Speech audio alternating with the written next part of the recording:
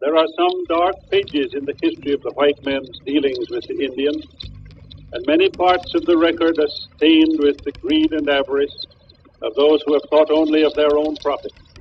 The remarkable progress of our Indian brothers towards civilization is proof of it, and open to all to see. Let's get out of the fevered delirium of war with the hallucination that all the money in the world is to be made in the madness of war and the wildness of its aftermath. That element lies in the heart of humanity. Unless the desire for peace be cherished by us, unless this fundamental and only natural source of brotherly love be cultivated to its highest degree, all artificial efforts will be in vain. But the question is not legalisms and law. It is our will to stay out. Staying out is a matter of tactics and of strategy, almost as difficult as the strategy and the tactics of war. And if there is not the adamant will to stay out, no amount of law can keep us out. Hostilities exist. There is no blinking at the fact that our people, our territory, and our interests are in grave danger. We have conclusively proven that a free people can successfully look after the affairs of the world. Yet we must not fail to comprehend its grave implications. Our toil, resources, and livelihood are all involved. The potential for the disastrous rise of misplaced power exists. Becoming the hopes and threats of us all. In that one world's effort to live together, the evolution of gunpowder to its ultimate limit has warned mankind of the terrible consequences of failure. In our time, we have come to live with the moments of great crisis and the meaning of our beloved nation. I felt strongly that it was necessary to see the constitutional process through to its conclusion, but the interests of the nation must always come before any personal consideration. I have never been a quitter. If you have not chosen me by secret ballot, neither have I gained office by any secret promises. I am indebted to no man.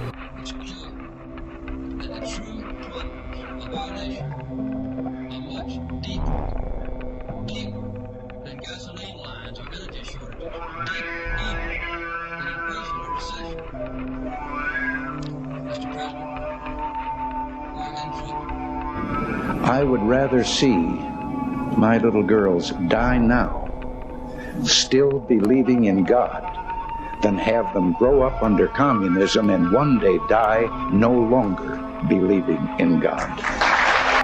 Yes, let us pray for the salvation of all of those who live in that totalitarian darkness.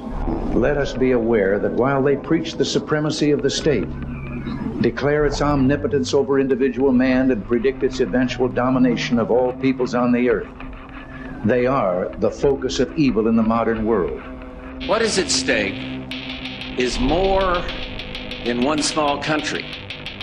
It is a big idea, a new world order, where diverse nations are drawn together in common cause to achieve the universal aspirations of mankind: peace and security, freedom, and the rule of law. Such is a world worthy of our struggle and worthy of our children's future. I want to explain why I have decided, with the unanimous recommendation of my national security team, to use force in Iraq. The decision to use force is never cost-free. Whenever American forces are placed in harm's way, we risk the loss of life.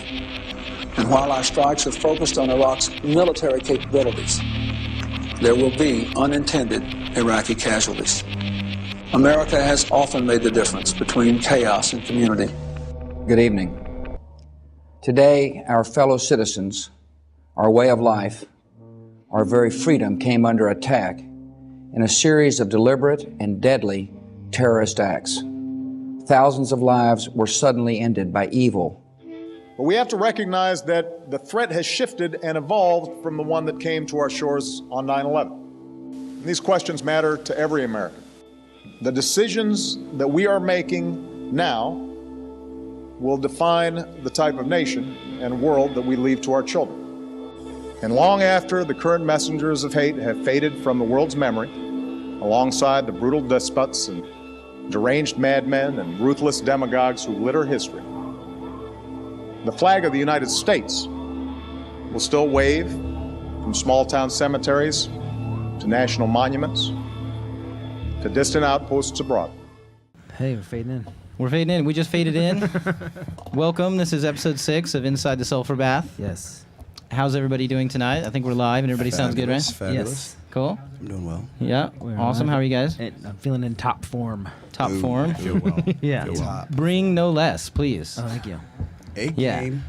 And so, welcome. Tonight, I'm sitting here with my good friend Blaine. Yes, it's a pleasure to be here. Blaine Kneece, welcome. Yes, whenever I can swing by, I like to do so. Trevor Hamilton. Thanks for joining us, Trevor. No problem. I'm Mike Wilson.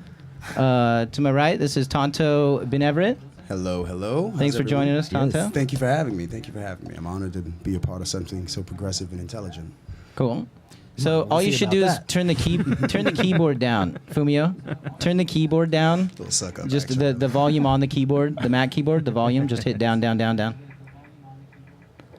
And that was us adjusting volume, which is Nerve-wracking is what it is. kind of a futuristic thing. Yeah, well, I mean, who chose that noise for volume? It's like the same noise that you make when you accidentally squeeze a banana too hard. Yeah, exactly. Like that's the perfect sound to represent I've heard volume. that coming out of my parents' room a couple times as a kid. Maybe that's secretly why that sound is there. Somebody was like geeking out in their little tech world, and they were like, "We need a sound. We got to do something." We got to do something with this sound. I think it was more like, we got a sound and nothing to do with it. Are we good? Audio's good now. Sweet. Regardless of what sound was used to record. But that is really interesting. There's a lot of little stories like that. Like, who is it? Brian Eno did the Windows startup music. Yeah. That piano progression. Yeah. Eno is like an evil genius. Like he found the chord progression that like just makes people dumb out in a certain way. How long did we put up with Windows just because of that music? Like it was like something welcoming and warm to it. Like Brian Eno did this for me. Yeah, just restart your computer just to hear it when you're lonely. Yeah, and you always had to restart a Windows computer. Yeah. It was only tolerable because of the soundtrack by Brian Eno. Thank you, Mr. Eno. Yeah, thanks, Brian Eno. Thanks, That's awesome. You love that sound because that's money to him. Yeah, that must be one of the most. We're talking about it. It must be one of the most beneficial recordings ever, as far as like how much time it is and length, like, and how much it's paid, right? He's like, my cat jumped on the keyboard. I'm a millionaire. You got to think about it in musician terms, like dollar per chord. Brian Eno came up. Yeah, exactly. That's what, like six chords, 8 chords. Yeah, something. I feel like it's. I'm even just a shorter than rapper. that. I don't do instruments, so none of that shit means anything to me. And but like it's like nothing. You just like was it like yeah. That's he had his elbow on the keyboard, and every time it went off, it's like 75 cents hit him in the head. Yeah. Times 10 million Awesomeness. a day. Right? I want to do that. Like make a sound that like every time I hear that sound, get paid. But That'd be great. I'd be nuts by the time I got rich. Though. I'm the You've Got Mail guy. I don't know if I told you guys. Really? Yeah, that was me. That was you? Me. Yeah. I thought you were personally telling me. You hate yourself now? You've got mail. Yeah, check. So what did you think about the movie that was made about you? They didn't even call me. Let me know. I had no idea. Was your voice and your work in it? Yeah. That's all that matters. Like your product was there. Yeah, I guess in the long run, my story is told. Yeah. What other famous sounds like that do we know of? Like we got the You Got Mail, we got the Windows startup. What do you think is the next most famous sound like that? Like little blurb sound, like.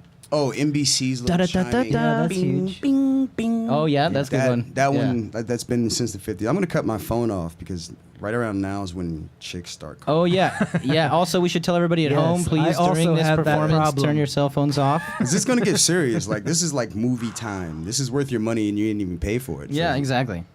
We need your attention. You shouldn't be disturbed. Let me check my phone. Yeah, no chicks called. Yeah. No. 7 texts. Oh. 7. Oh, wow. Hi, It's Mom. crazy. I don't know. Yeah. Oh, wait, I'm I do know watching. it's- Straighten up. Posture. Yeah, son. exactly. There's certain things you got to think about, right? When you have the intimidating eye of the camera always staring I at you. can, my mom would text me right now. Boy, what is it with you in that shirt? Is hopefully all of our families are tuning in tonight. So, yeah, I let my mom know she's probably tuning in. Hi, Mom. Mine aren't. We don't use Hi, computers. Yeah. We're Cro-Magnon as hell. Yeah. Like, no computers. No. What about phones? You can see the show on a phone too. Yeah. We do the phones, but pound for pound, we have very computer proficient people in my family, but like back home, we're outside so much. So much of what we do is on the phone, even though we have computers. Like my dad refuses to text message. He will.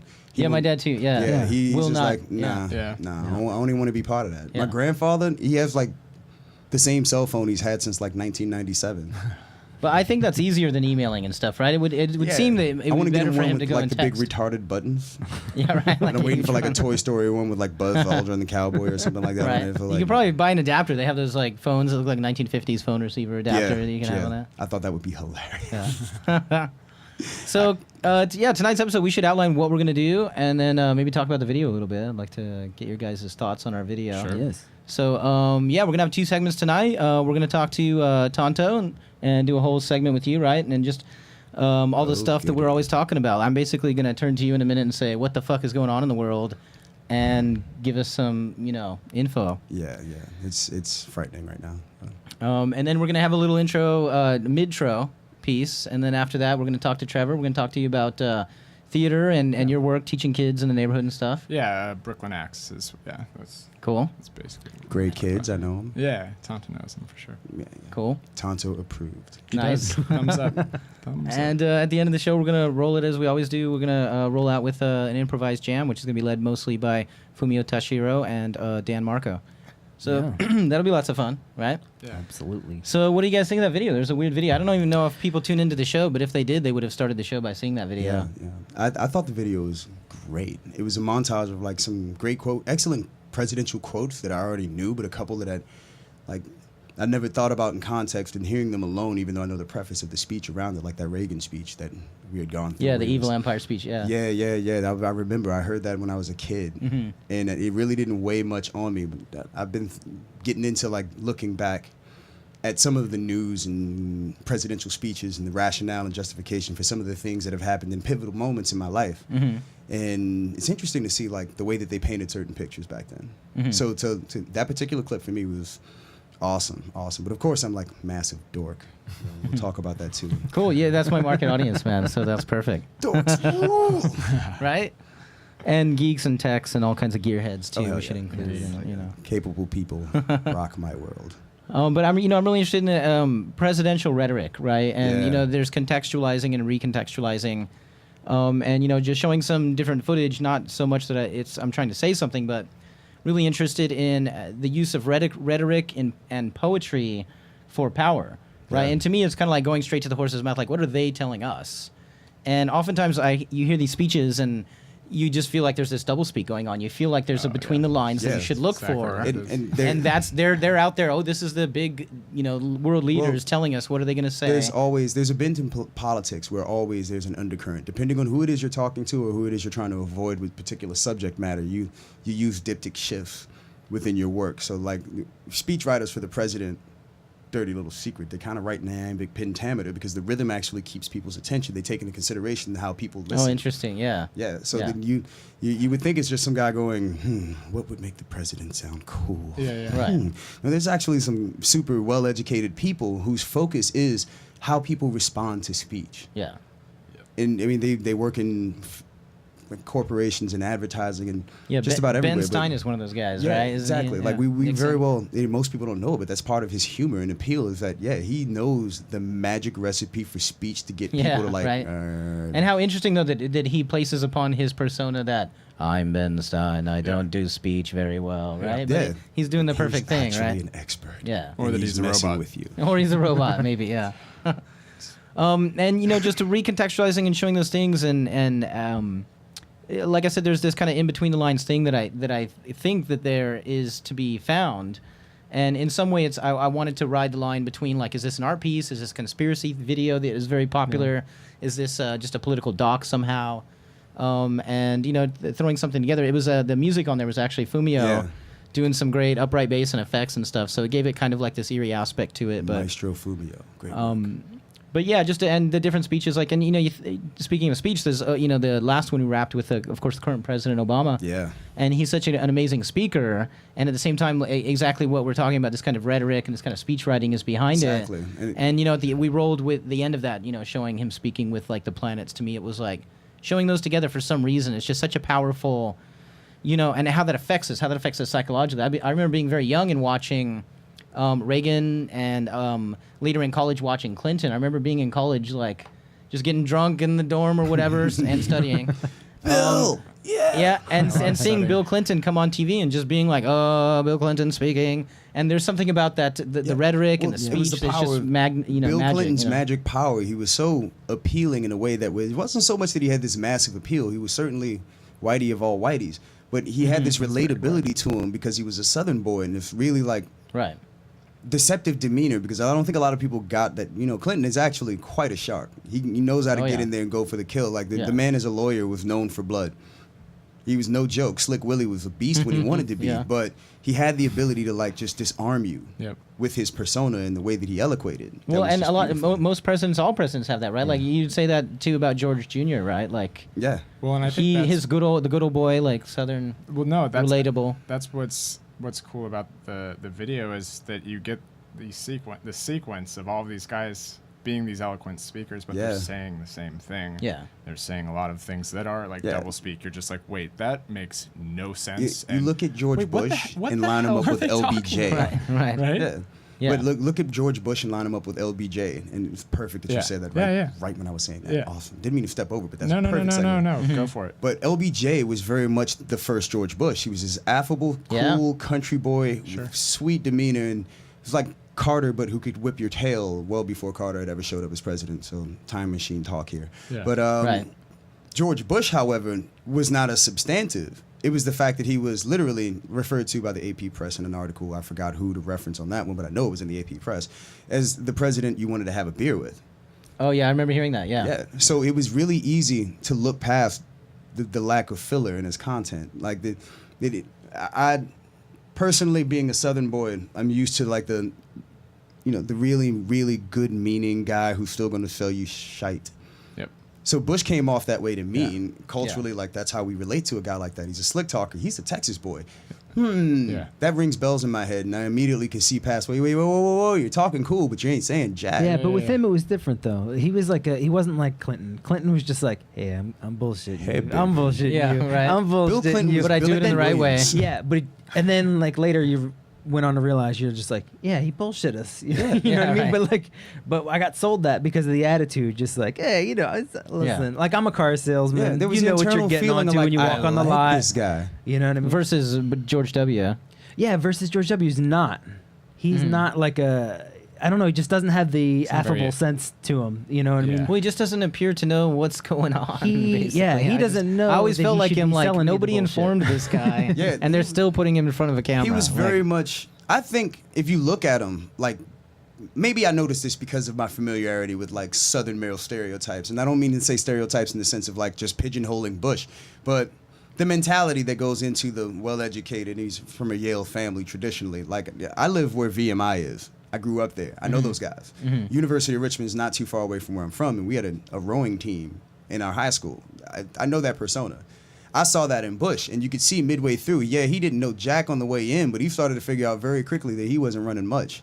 You could see that like sense of like, oh hell. Yeah, and where do I fit in? When 9/11 happened, I know my locker code. Thankfully, he was so apparent because we wouldn't have been aware. I think, and that's really interesting. You point that out.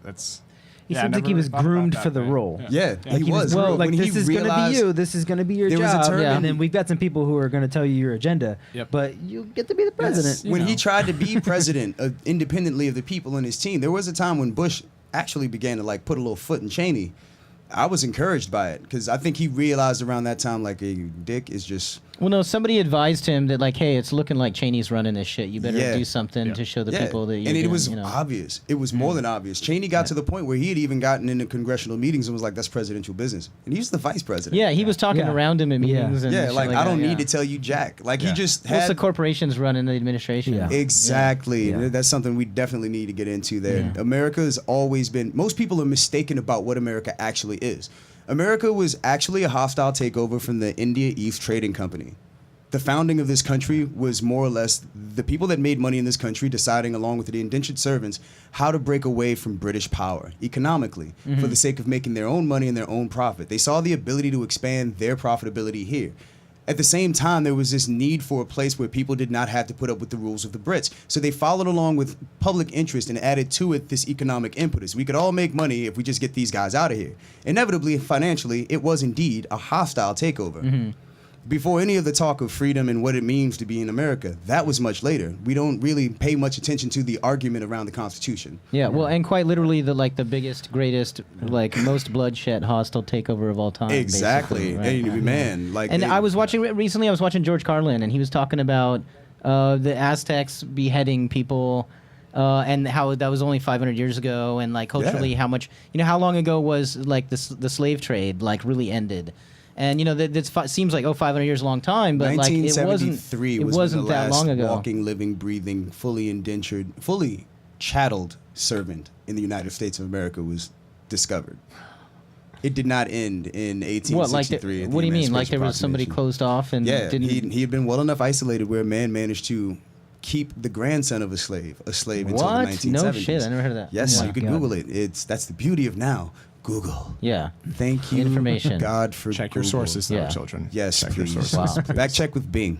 That's not a plug, but you do owe me money. Ding, ding, ding, ding. Exactly. In 20 minutes, I want to hear you got mail.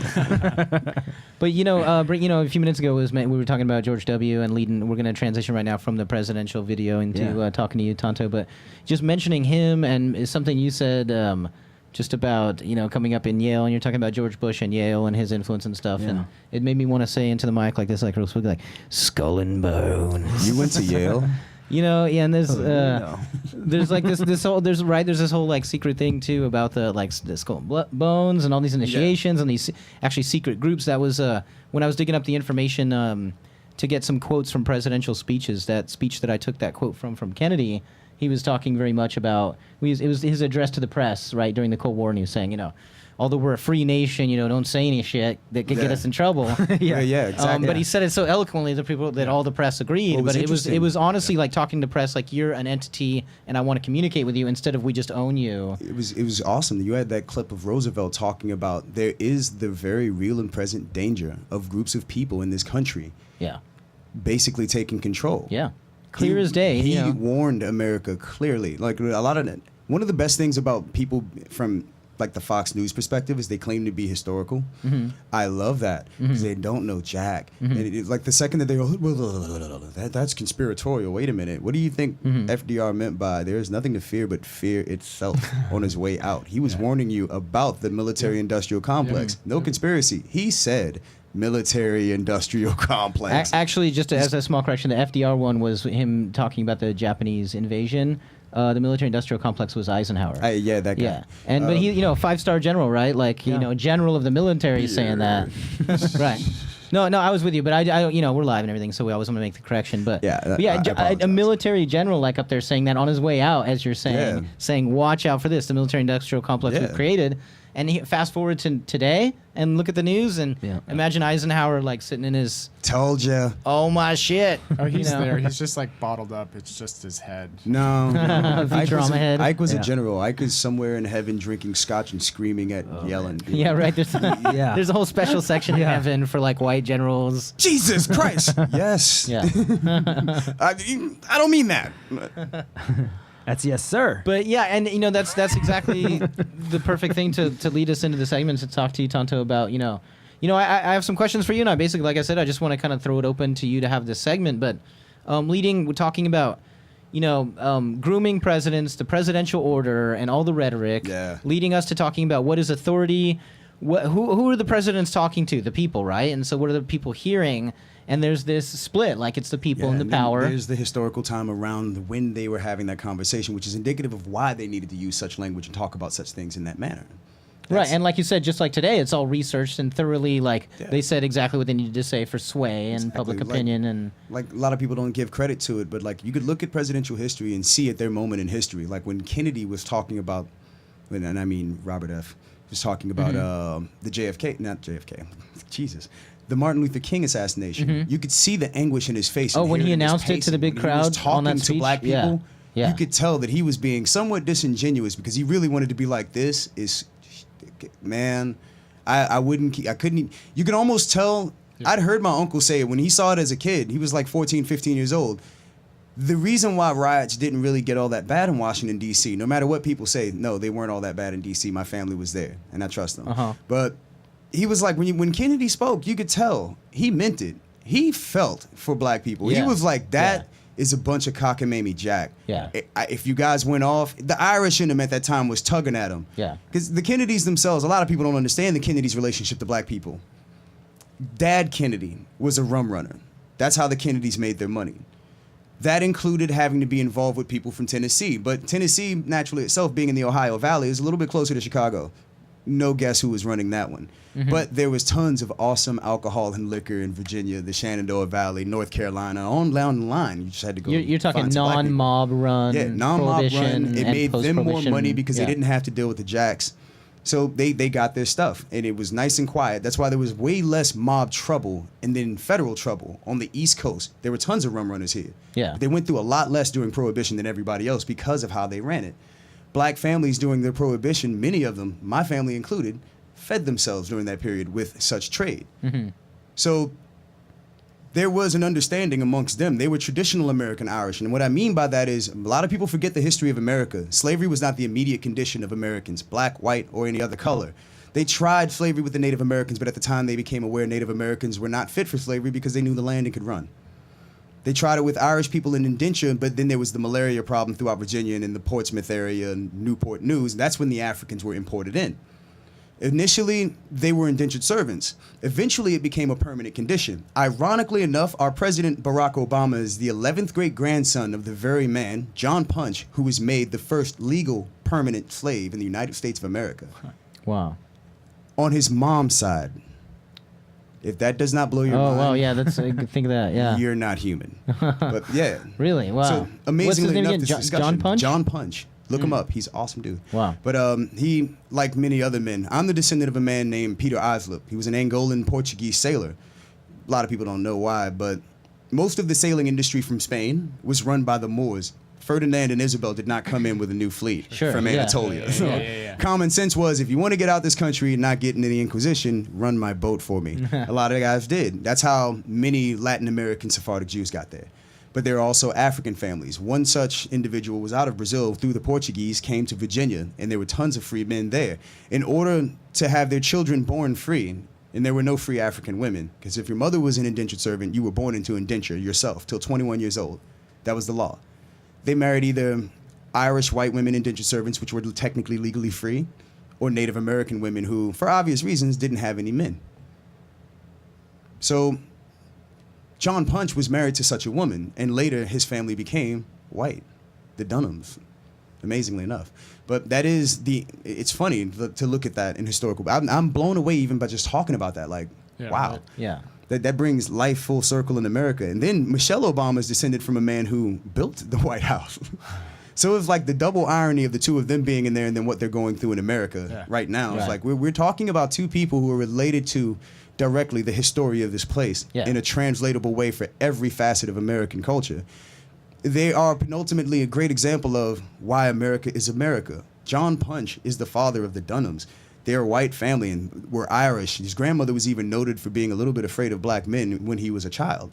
But that we're Americans, we're related. All of us have 20 to 30% of each other in us. The irony of it is we still go by a class system that was created inevitably later on during that period of John Punch. Shortly thereafter, a thing called Bacon's Rebellion occurred. Well, I mean, actually, Bacon's Rebellion was about 10, 15 years prior to it. Indentured servants, black, white, and Native American, who would at some point become free, got together and started a fight between the Saponi and the Tartaroys in the Shenandoah Valley. as the two tribes began to fight, they tore each other up pretty bad before somebody was like, you know what? Wait a minute. That didn't happen. We didn't do anything. And after they had come to that realization, that's when the farmers descended on them. Well, the wealthy class farmers above everybody else was kind of like, holy crap, these guys united. Wow. How do we separate them up? Yep. Much like the example of John Punch. John Punch's punishment of permanent slavery was because him and two white men ran away from indentured servitude because of the unfairness of the conditions that they were living in. Obviously, a lot of people don't really think about that, but this is the very base and beginning of the relationship of corporations to the American worker. It's an argument tied directly to your rights and the law. Yeah. This was a labor agreement that was not agreeable to the people who were working it. And as they tried to free themselves from that agreement, which is constitutionally your right to do so, two of them were set upon the other man by one being made a permanent slave, the other two given indentures of 4 more years on top of what they already had to do, but they were made bosses. That's when race was created and solidified in America. It took about another 40, 50, maybe 60 years before race as a concept came up. That was during the Great Enlightenment when European thinkers, what's that other guy? This is pretty frou dude, French people. Jean-Paul Sartre tore this guy up later when he came. Anybody know? know? It's not this Sartre sucks. Anyone know? I'm just thinking of John Locke. And the Supremacist history for 20 points. Right? And he was like, no, we've left that book at home. Forget those guys. But Thomas Jefferson later himself would go into discussions with people. In his papers, you see the discussions about the Enlightenment through the American viewpoint. During this time, that's when we came to the great understanding of the thing we call... It's our Magna Carta. No one knows?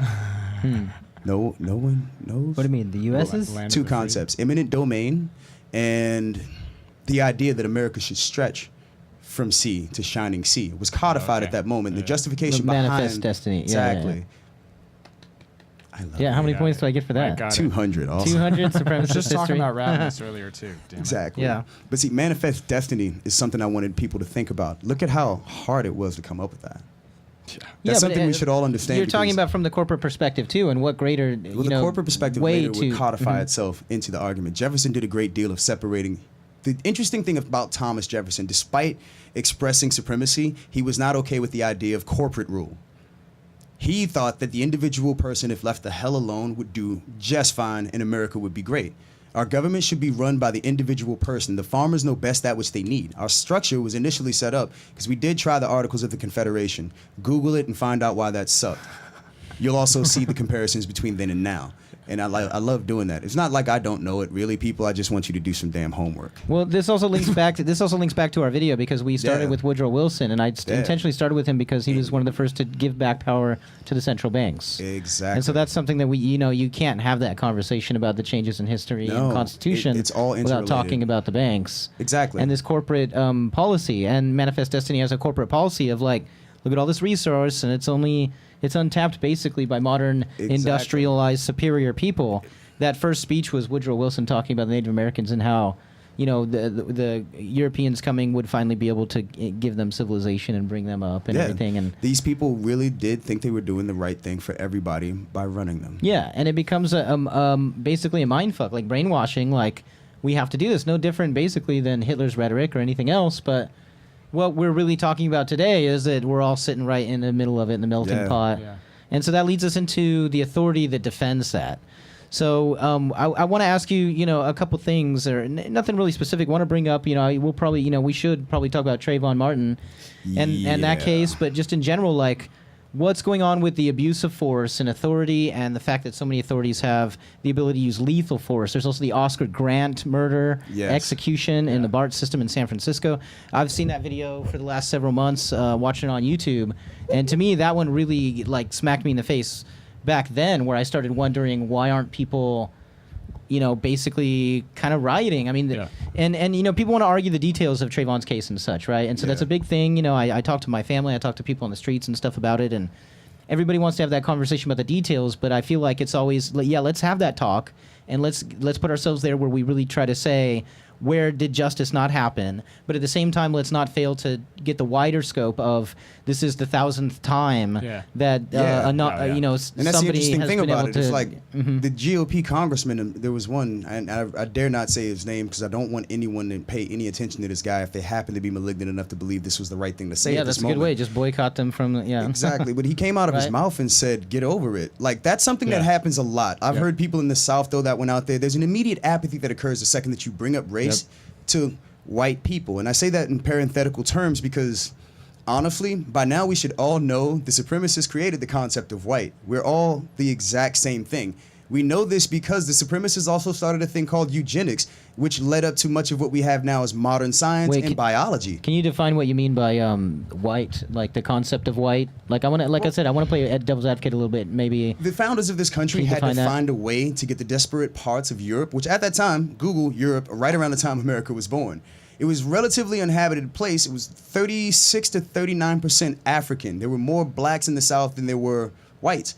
And they had to get more blacks in order to continue to do the work and make the money and expand the economy they wanted to do. Right. But they also had to let more Europeans in. But you had to think about what would happen if you had the Flemish, the Belgians, the Liechtensteinians. At the time, all of them were a part of what was Greater Germany, and Prussia included, which later would become Poland, and then parts of Russia as well, Estonia amongst them. At that time, that was a very tumultuous period in Europe. You could not get these people in a room without some kind of fight that had just recently happened over there coming back to here. So how do you get these people to get along? One, you could make money, you could grow. It's not the same as Europe. Well, how is it not the same as Europe? Well, in Europe, you had separate countries. There was no concept of whiteness. You all looked the same. It was just borders. Right.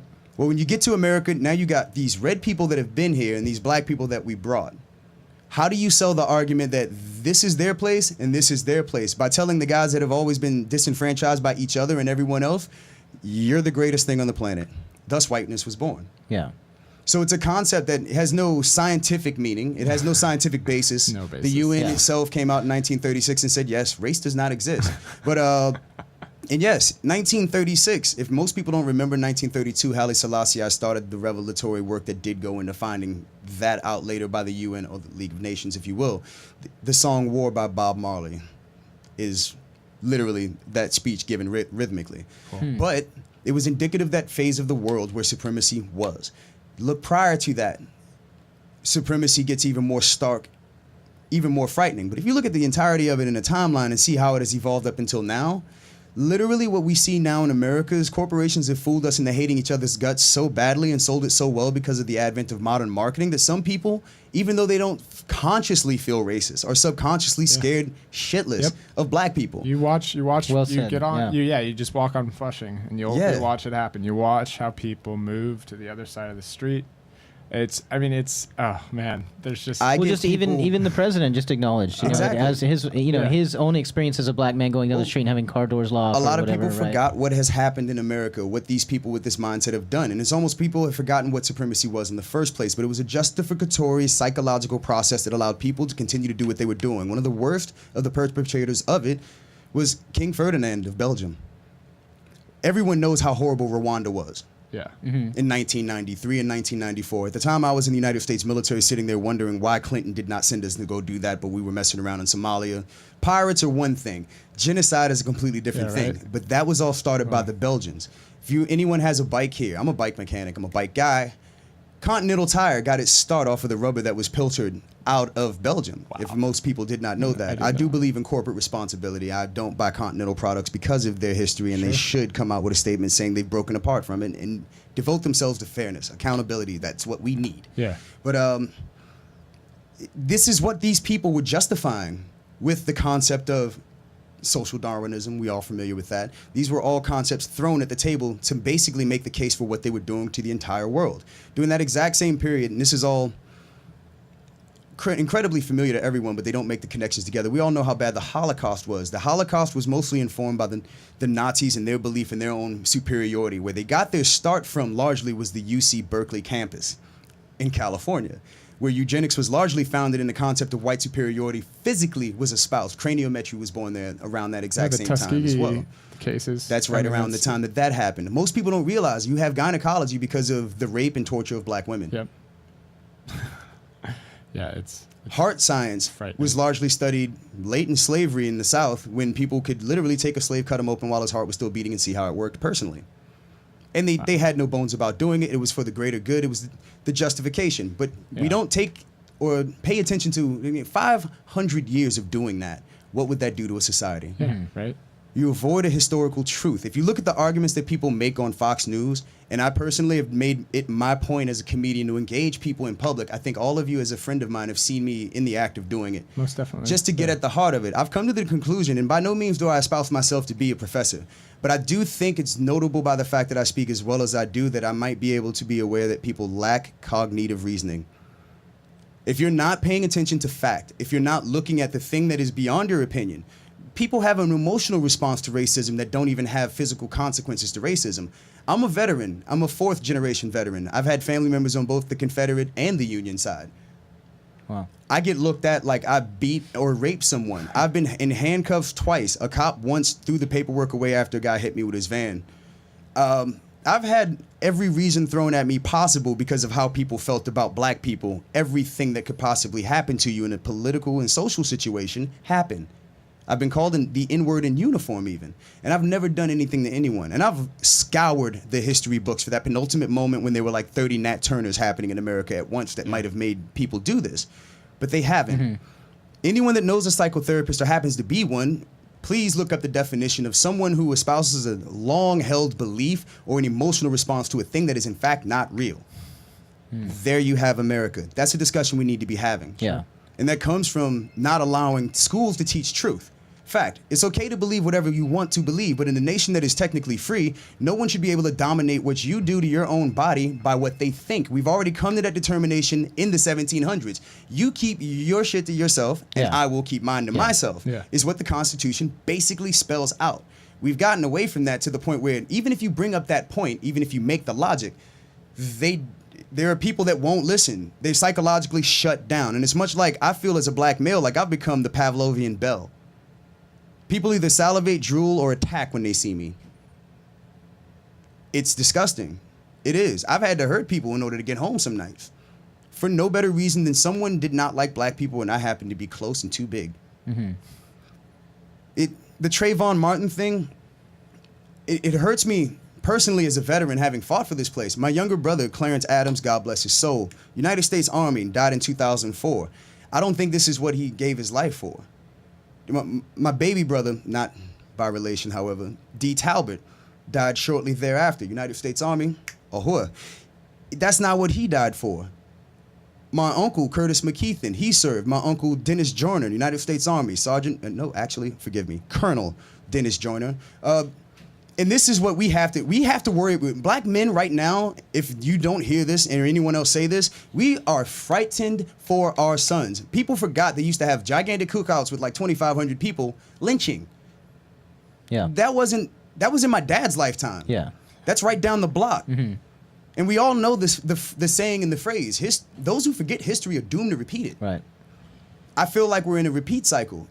We need to work on consciousness. We need to work on critical thinking. And Obama's right. Education is the way. Yeah. No one should be legally allowed to lie to you in a class. That's not what I'm paying tax money for. Yeah. That's not what I'm paying for. The number one argument for the individual American in our government's founding is the factor of taxation without representation, Holmes. Stop and frisk does not represent me. In Bloomberg, if you don't think it's racist, actually, 5 years before the last pogroms, which you now call the Holocaust that happened in Germany, started with normal, regular, everyday Jews being stopped daily, looked at, frisked, and ID'd until eventually they gave them armbands. So if you don't stop this, I'm just going to start wearing an armband saying, yes, I'm black, but I'm ex-military. One of you leave me alone. It's disgusting. Our rationale is wrong. We have a problem in this country. Our number one problem in this country is ourselves. We don't know, we're opinionated, and people with the power to destroy other people know nothing about why they shouldn't. They don't actually care. Yeah. Well said, yeah. I totally agree. The apathy aspect, I think, is very prevalent. And again, I think you bring it up the cycle aspect. I mean, it's nothing new until these guys believe that they're at this intellectual level where this is something that should be done without actually considering it beyond, their discussion room or they're just behind closed doors making decisions that beer makes you smart, by the way. It does. Mm-hmm. Allows you to do more research into the night. Yeah. Exactly. Makes the internet useful. Yeah.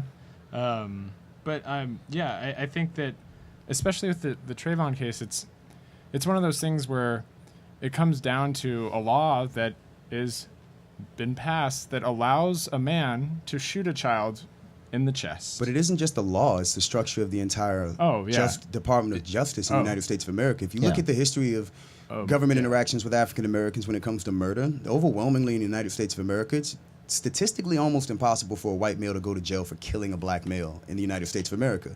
We're entitled to a thing called a jury of our peers, which is not taken into consideration. However, if you're me and you're sitting in a jury pit or you're in court on trial, and you just put 3 or 4 white people over there, you could trigger something in them. It just makes it easier for them to buy the argument that whatever I did wrong, I deserved it. And those women actually felt like Trayvon got himself into crap. Yep. The kid had the right to defend himself. Eminently, I don't understand why anybody could outstrip that. Unfortunately. Exactly. It's sad. Like, literally, what I've come away with this from this trial personally is, okay, 1, I don't have the right to defend myself. And 2, literally, I better watch where I go, who I deal with. And honestly, like, personally, I'm getting to the point where in order to just avoid confrontation, I just avoid white people. I leave it alone. The psychosis is ridiculous. And I'm by no means, I don't want people to get the wrong gist of this. I mean, I know some people think very differently of different groups of people. A lot of my friends aren't aware of this. I'm a kid whose family is rural. I'm working class all the way. I come from proficient people. When you look at the demographics of it, just take race away from it. My family got hit the hardest when America started snatching money from poorer people and giving it to everyone else. And we've never asked for much. We buy our own stuff. Every house that we have on our property, we built ourselves. Yeah. Black people were like my family in the 50s and the 60s and the 40s. There were 7 million people got forced out of the South, moved north, and met the hostility of Northerners when they got there. The laws changed, the code switched around, then the Civil Rights Movement happened. And a lot of those people got stuck out of there. My family stayed in the South. So I'm one of the first generations of my family raised in the projects in the inner city. I got to sit there with a front row seat view of the crack war setting in.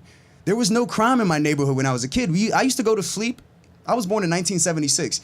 Up until about 84, you could sleep on my floor in the summertime with the doors wide open and a fan in order to keep the house cool. No one would bother you. Yeah. So this perception of Reagan and his administration when they were talking about the war on crime, if you look at the statistics, actually, I'm corroborated by statistics. The crime was at its lowest in 20 years throughout America when Reagan launched the war on crime. Nixon did it before him. It's the same damn thing. Statistically, there was no crime. The war on drugs, most of the people that Nixon went after with the war on drugs didn't actually really do drugs. Most of the people that did drugs at those period in times were white people. Right. Now, when you look at the drug war, if you're looking for a book to read right now, Michelle Alexander, an incredible author and lawyer, wrote a book called The New Jim Crow that literally goes through the legal case for what is tantamount to racial subjugation, but legally, without putting a name on it. Yep.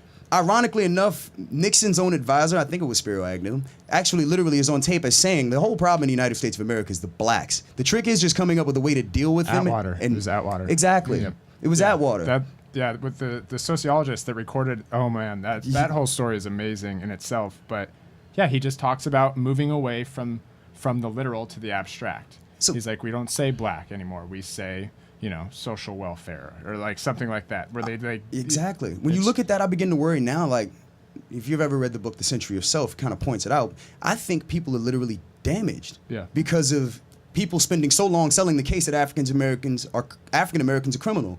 So even when you bring to them the facts, the truth, what's actually going on, it tears them up. And then immediately, like with the Trayvon argument, black males need to stop killing each other.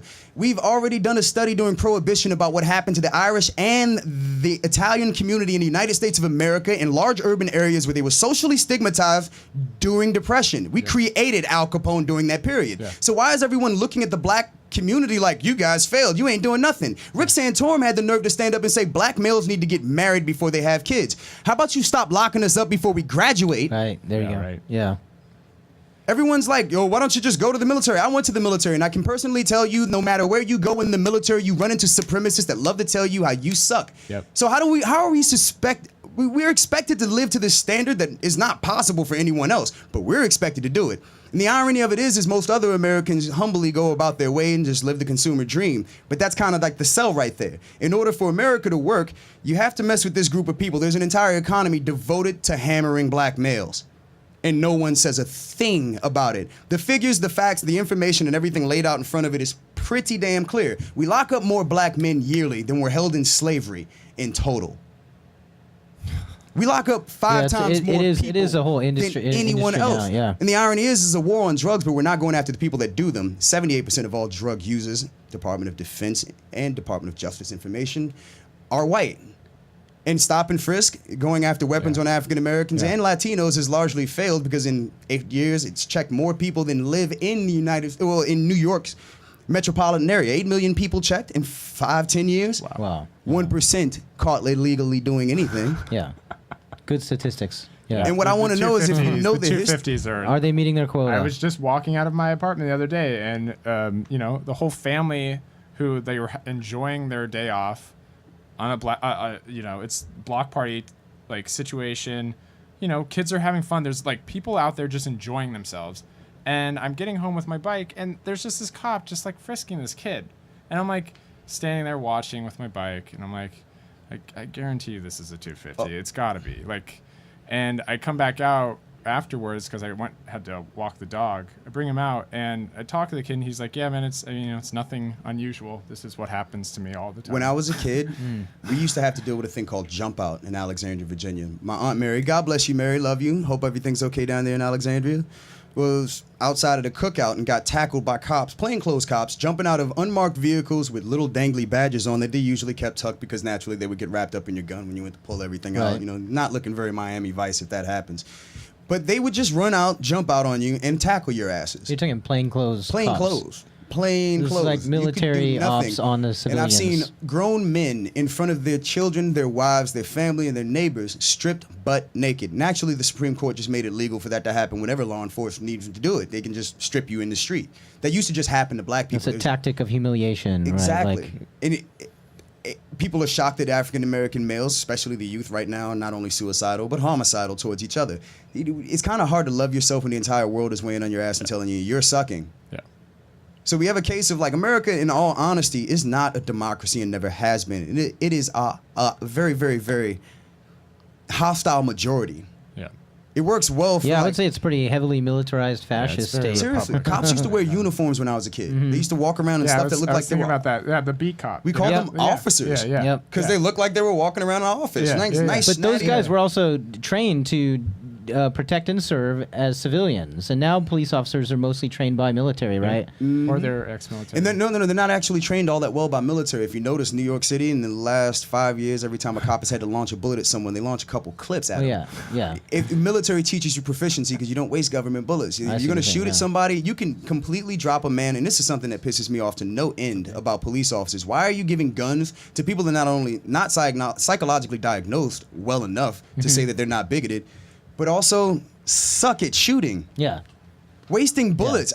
Stop wasting my money. That brings up a good point, because when that went down, it's like this people panic and people go to what their training is. And it's like George Zimmerman too. Like, he's a bad example because I feel like he was looking for trouble, and it was just something was set in his mind. But God's will. But that attitude that like you're trained for something, and then it's like the shit goes down, and your energy kicks in, and you go back to your training. And if they're trained to enforce power and use lethal force on people. And the interesting thing is, the wider issue really 45% of all African American males above the age of 25 can agree with me on this because we are all veterans. 45% of us are. Bullshit. We've all had training. You don't see me walking around, and personally, most of the people in this room know I have training. And most everyone that knows me knows I have training. I don't walk around just snatching people up because I can. Part of the benefit and the beauty of military training is you learn the discipline that it takes to have that level of power. You don't just walk around. There are Navy SEALs pretty much in every municipality in town where you live. Army Rangers, Marine Force Recon.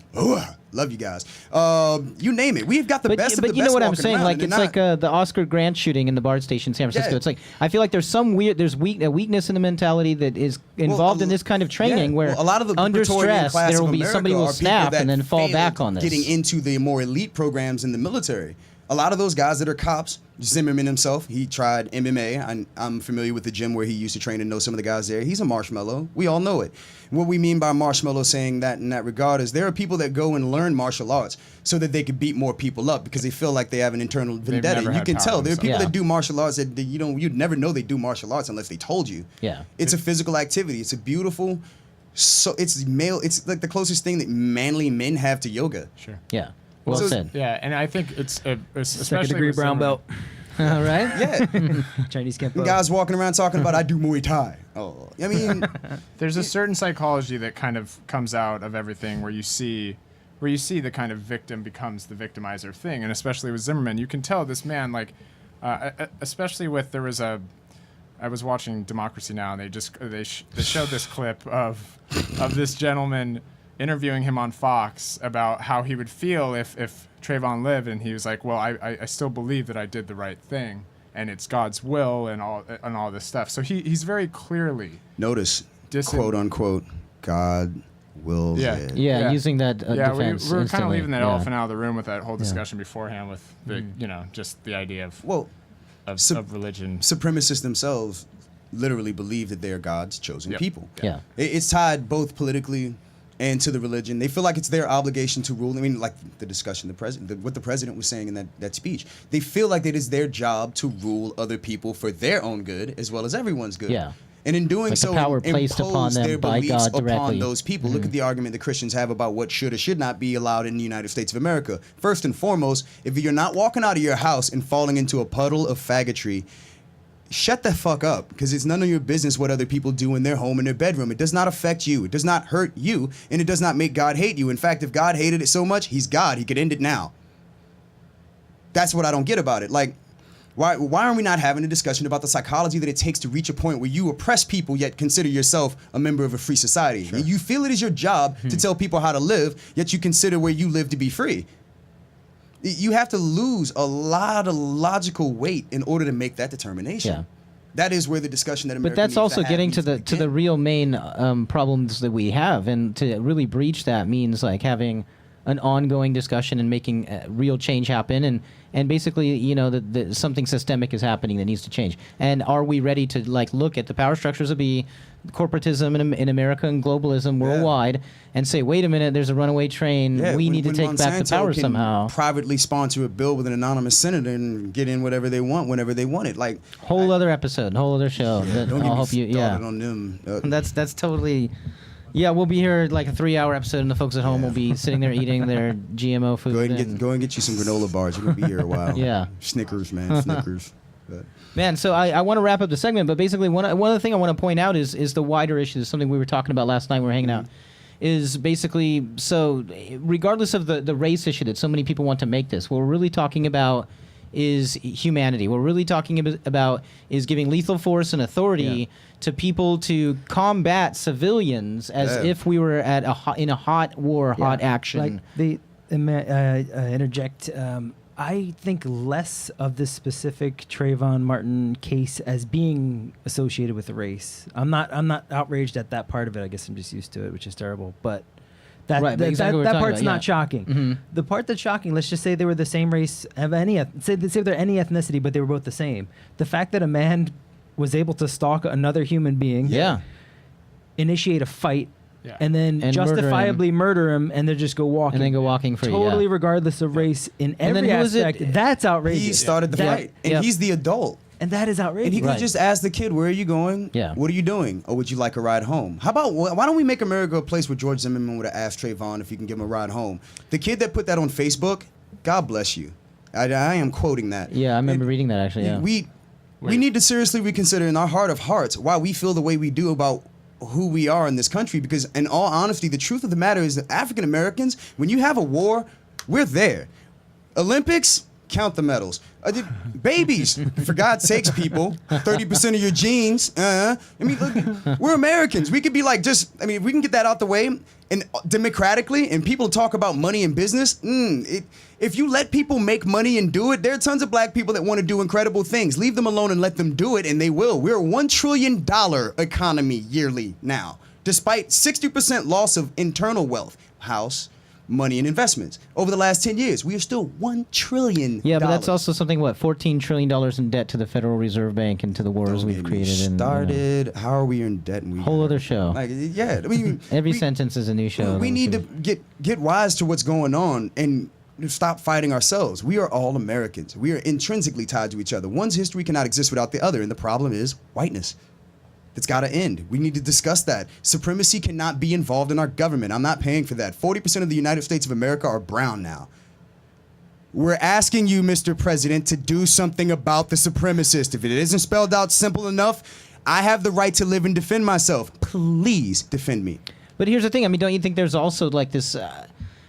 I don't so much view it as though there's this big problem that somebody's not solving, as much as this is aiding and abetting the banks and the money and the militarized there's an actual, state. Like underwater fight that we don't ever see or hear about that goes on behind the scenes that'll, you try to make a move, you make blocks. I mean, a lot of people don't think about it. You think Obama doesn't want to get rid of the drug war? He's a lawyer, for God's sakes. I'm pretty sure he knows Michelle Alexander if he didn't consult her. Mm-hmm. Him and Eric Holder are close. And Eric Holder, love you, man, doing that damn job. Keep up the good work. God bless you. No matter how people feel about the guy, they're two incredibly smart lawyers. You do not think that if they could do something about the number one thing hampering African-American aspirations and health, because we are physically and psychologically affected by all that happens. The George Zimmerman thing, most people don't do this. Look at gun sales right now. If you're not doing anything else after you watch this broadcast, that's always, look at gun sales. And for a moment, you will feel like I do. Because I know the second that the news broadcast went off that Zimmerman was set free, but then the president said something. Gun sales are going up. Yeah. And Stop and Frisk basically says that open season on black males is now open. Yeah. But we've never done anything to elicit such a reaction to us. So these are fucking serious issues, and I think that the dialogue that we're having, it needs to be ongoing, and we need to keep talking this. And this is one of the things that's going to allow us to finally identify that, hey, we are civilians. I'm probably going to get killed after this broadcast. And we're one big family. No, I'll be... No, I got you back. I run fast. But, to end it up and to wrap one other thing, I just wanted to bring up one other quick thing, which I might have just lost. Basically, moving forward, okay, here's the thing that I want to say. So you describe Obama, you're talking about he's a very smart lawyer in Washington.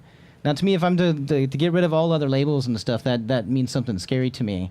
I mean, playing a little bit a devil's advocate, that's kind of what I want to ask you, is how do you view him being in the White House as a black man that lived through the history and has ties to the history that you were describing earlier versus somebody that went through the Council on Foreign Relations and was, inducted into this system of power and elitism and the upper echelons, like...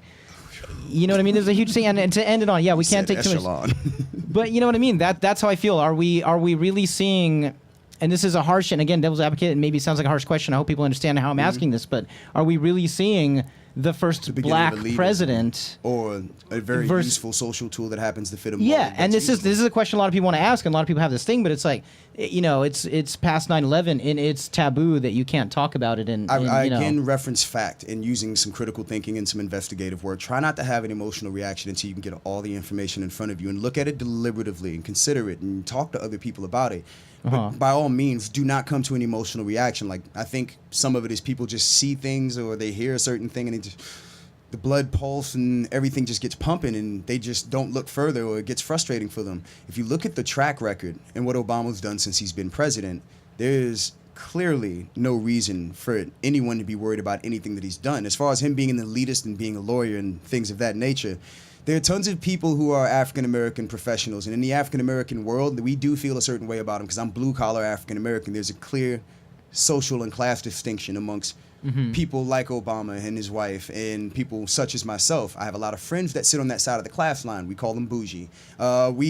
It's a whole nother show talking about the black world and how things roll out. Me being a multiracial male, but being you're a black Native American is kind of like weird. I just look different, so people mess with me about that. But looking at Obama from that side, there's always a little bit of suspicion in the black community at large about individuals who have that level of class or are at that level. And the power. And I tend to think that the presidency and the administration, and so much is on the line, there's got to be a 100-year plan, right? Are they really going to give it up to like every 8 years? They could just, Most people don't think of it like black people. You have to take into consideration not just what Obama does while he's in office, but the reaction of white people after he does it, because most white people don't look at it this way. But every time that any kind of social move has ever been made, there has been a drastic, large counter movement by white people.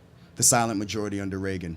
Everyone backing Nixon. But economically and through paperwork and we police. Get pounded. And, we get pounded hard, Yeah. like open season on black people after we do anything socially. So we are all expecting something nasty coming downwind after Obama gets out. And I think it's after the Zimmerman thing, a lot of us think it's already started. Mm-hmm.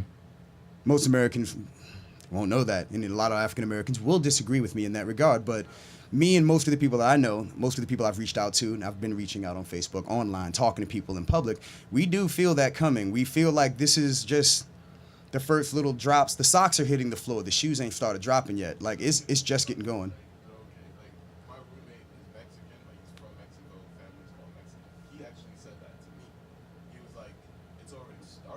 Yeah. This is the beginning of the social backlash. Yeah. So we're bracing ourselves. Dude. Yeah, Dean's backing that up, talking about somebody he knows that he's hearing the same thing from the Latino community. I didn't even hear. I wasn't even like when I heard about the Zimmerman, like the whole Zimmerman trial. I have my own feelings about that. Yeah. People want you to be like, damn, how do you feel about that? Yeah. My response is, I'm not a product of anyone's ignorance, and I've never been ashamed to be black. You know what I mean? And I grew up in areas, and I've been places where I was supposed to feel that way. Sure. Yeah. Right. And Yeah. every time I walk around Yeah. Brooklyn now, and I'm like, dude, we're in Brooklyn.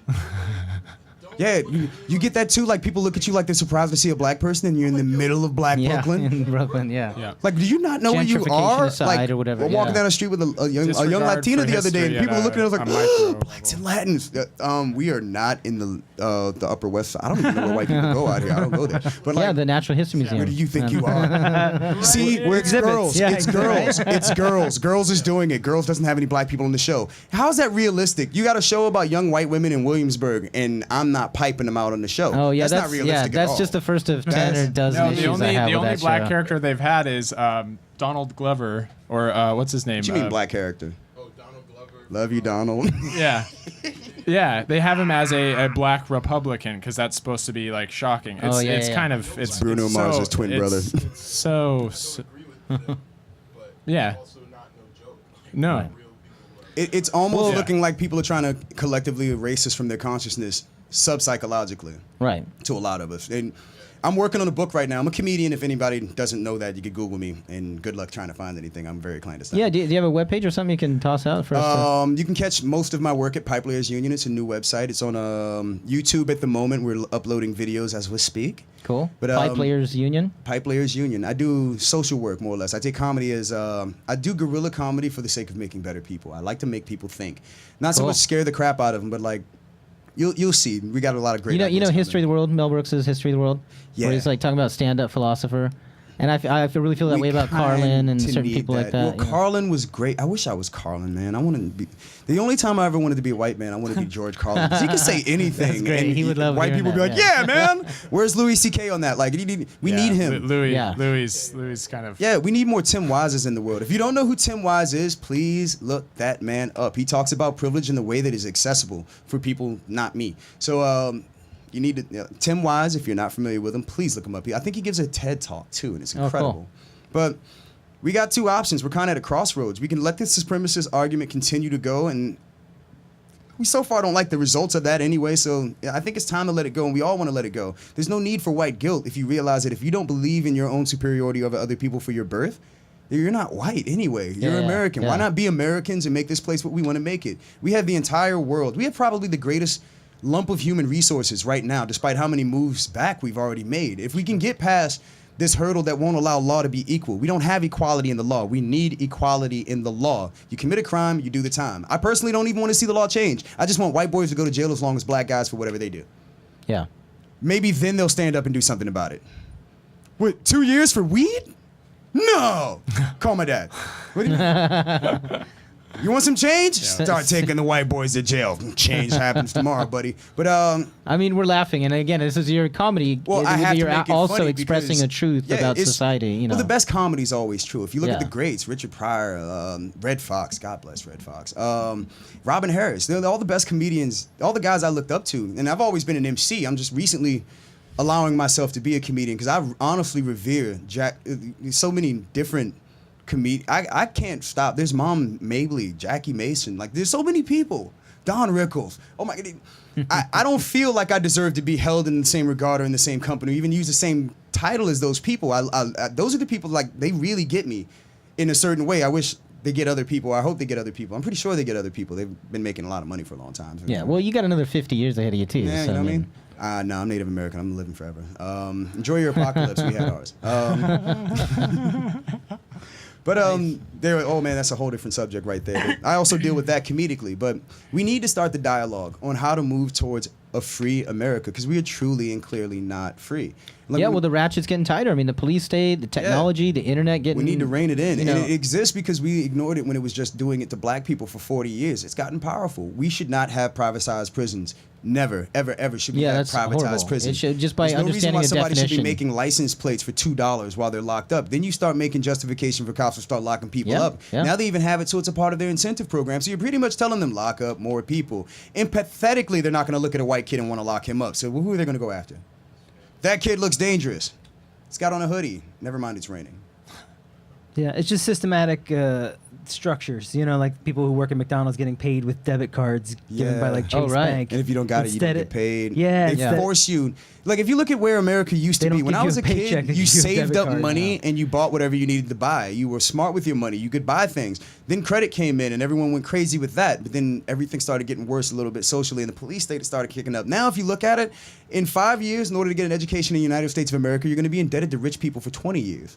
And good luck paying them back. And if you don't pay them back, they'll find another way to make profit off of you. So we've given complete and total power to the corporation as if it's an individual. Yep. And what it is the power of many individuals and all of their money pooled together. So Goliath is your political compatriot now. Yeah. It's not possible to have an equitable and fair playing field when you have this much power looking you in the face saying you need to do this. And that's what's bugging all of us. Yeah. None of us need half the stuff we had if we don't want it. We're only buying it from China because we've borrowed so much money from them. We technically have to support their economy. We have stuff that we can make here as Americans. Marijuana is only illegal so that people can, one, go after African Americans freely while other people are afraid that they smoke pot and want their daughters. Right. Which is not true. Your daughters smoke pot and want me.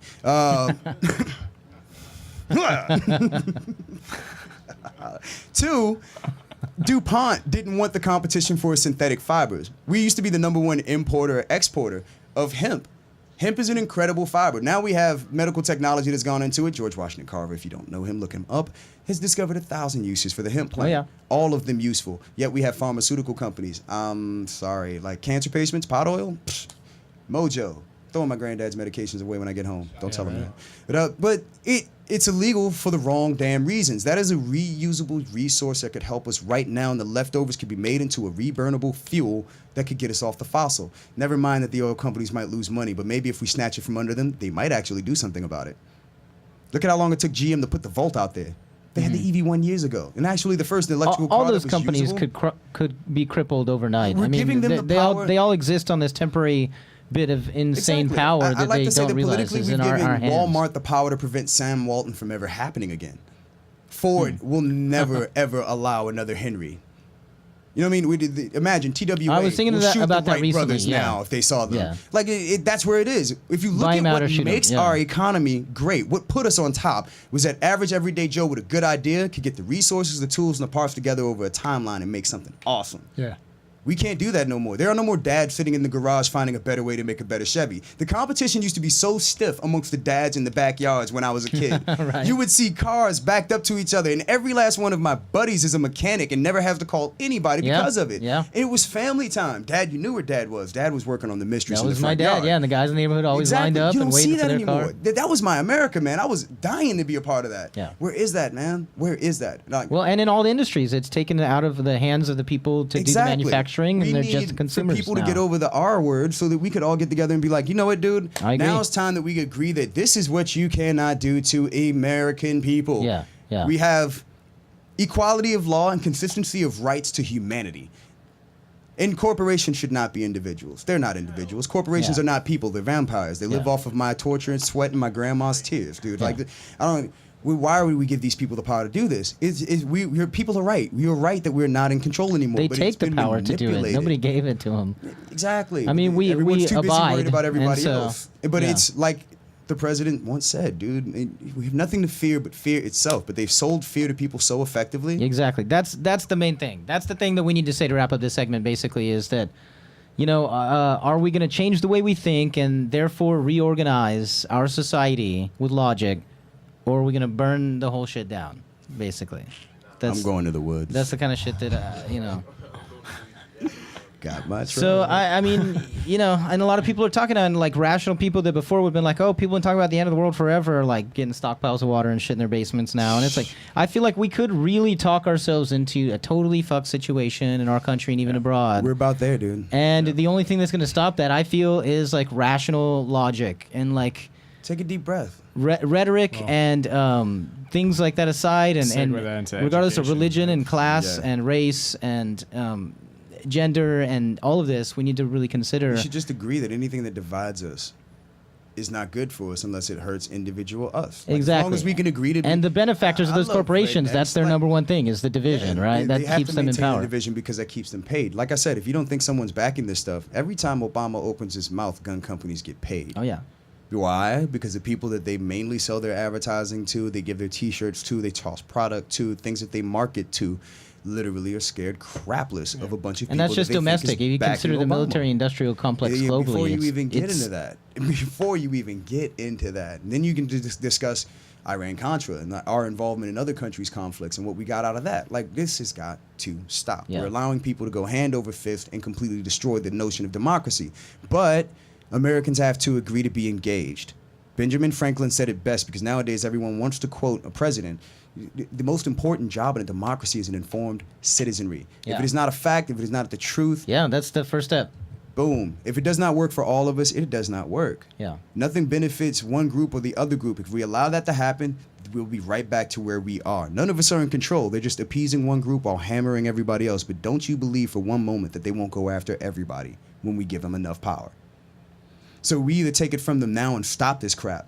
It's not like we don't have an economic impetus to do so, people. We have infrastructure that needs to be taken care of last week. Get the damn contractors back in their trucks. There's work that we can all do. There's enough work going around that we have a reasonable reason to call countries that have no work and tell them to send people over here because we got so much work to do. Well, that was the state, right, as the Great Depression was hitting, too. There was workers ready to work. There was trucks ready to go. We had people ready to do the work. We had a president that was ready to set stuff up. And there was some nasty stuff that happened, yes. But we have better control. We have better watchdog groups. We can do it better now. And that's all we need to do is go back to the same mentality that we had before. We got stuff to do, dude. Yeah. There's no time for this argument about race, this, that, and the other. Dude, you kill an American, you kill an American. Period. Yeah. Going to jail. And by the way, I hope the FBI tears Zimmerman a new win. He wants an apology from black people. I want him to come and ask for it in my face. Really? I'll have Skittles. I didn't hear that, actually. That's crazy. But, no, seriously, it was That's the most crazy. offensive thing I've ever heard anybody say. Like, how do you expect an apology from an entire people? He's swallowing a lot of aggression. Yeah, right that's now. super reinforcing. Like, if you don't already know the mindset of this individual, and his dad's talking about the whole problem is the black people. These people have been quietly, and his cousin came out and said it and left a statement on fucking YouTube. Dude, seriously, George does not like black people, and he talks about it incessantly. He's one of those people that he's so afraid that anything that involves pinning us up and making him feel a little bit more manly, he is down for. When he was a bouncer, he slammed a woman across a room. This man has aggression issues. Yep. Yeah. He does. He's clearly Napoleonic. That never came up during the trial. And or when he was getting a license for a gun. Exactly. But his license is on hold right now, and his gun is going to be sitting in a nice, cool box for a little while. What was the name of the prosecutor that was also on the case of the woman who fired that warning shot to her husband? Oh, yeah, Marissa. Oh, my God. Something Corey. Yeah, she got 20 years. Right? Yeah. Yeah. Yeah, in Florida. She got 20 years. She was the same woman on the prosecution. She was also the... Yeah, you're not legally allowed to defend yourself in Florida. But yeah, they have the 10-20 life law, and it says if a gun is involved, and that's what they're not using logic to look at the cases and say what happened in this case. Peers, you get a jury of your peers. These are not your peers in that jury. You got the most afraid people that there are. I've seen personally 2 people counting the number of sit-ups I was doing during a PT. The white guy and a Hispanic guy. The Hispanic guy had 15 more push-ups than the white guy. 5 times, because we repeatedly did it, just to see if there was a litmus test for it. No one believed it until a petty officer saw the footage. Literally, there's a psychosis going on here that needs to be discussed. People lose all semblance of logic. I'm speechless, but like it's to the point where I think something like the Crazies is going to happen. I don't think there's going to be a yeah, zombie that's apocalypse. interesting. I Yeah, think no, people that's are gonna very interesting. snap Yeah, and just, zombies without being zombies. It'll just be everybody on what do some you crazy think endorphin George Romero trip. meant by zombies? Yeah. Hungry, mindless consumers that think about nothing and just want what they have Yeah. coming. And then the second that you disrupt that, they're ravenous again. But they're desperate for brains. They want brains Because they don't have them. They don't have And education. that's what they don't. resent you for. They That's watch why they media wanna every destroy you, night. because you have fresh brains. Yeah. Yeah. So it's like we keep telling ourselves exactly what's going on here, but we need to have we need to create a consensus on the forward-moving American culture and come up with a new philosophy that involves like, dude, seriously, if it's not fact, fuck it. Yeah. Because this is. I struggle for the language that will allow me to accurately describe how me and many people feel right now about what we're looking at, but it's disgusting. It's like, where do you go? Because the number one thing that most people say, and they're going to say when they see this broadcast, when they reply to it, is, oh, why don't you go to another country? As if we didn't fight for this one already. So it's like... Yeah, well said. Is there Yeah, a well response? Is there... How am I supposed to feel? Like, I just want to go to the woods and get back to my Indian thing right now. Like, me and nature, buddy. I'm done with people for a while. Like, it's just that frightening. It's unnecessary malice, because we've never done anything to them. There isn't even any numbers in crime, and where people do rob white people, it's largely where white people live in areas that meet urban areas where there are tons of poor people, including the people that work for them. Mm-hmm. So it's like we have an American feudalism forming right now that everyone's agreeing to, because most of America is just scared shitless of the people that they should be backing right now. This is not about black. It's not about white. Yeah, it's about, that's exactly it. It's the division of the minds division that they started yeah. has gone too far. Yeah. It is now. And the civilians in this country taking over and voting with their dollar. Yeah. Deciding, all at once, we're not going to pay federal taxes right now until you start listening to us. I'm afraid or to look at the Southern Poverty Law Center's new information this week. Mm-hmm. I'm afraid. I'm afraid. I know what's going to happen. Yeah. I know. Like I just know. Like since 2008, supremacist groups have been enjoying better recruitment than You're the talking army. about backlash. Yeah. Yeah.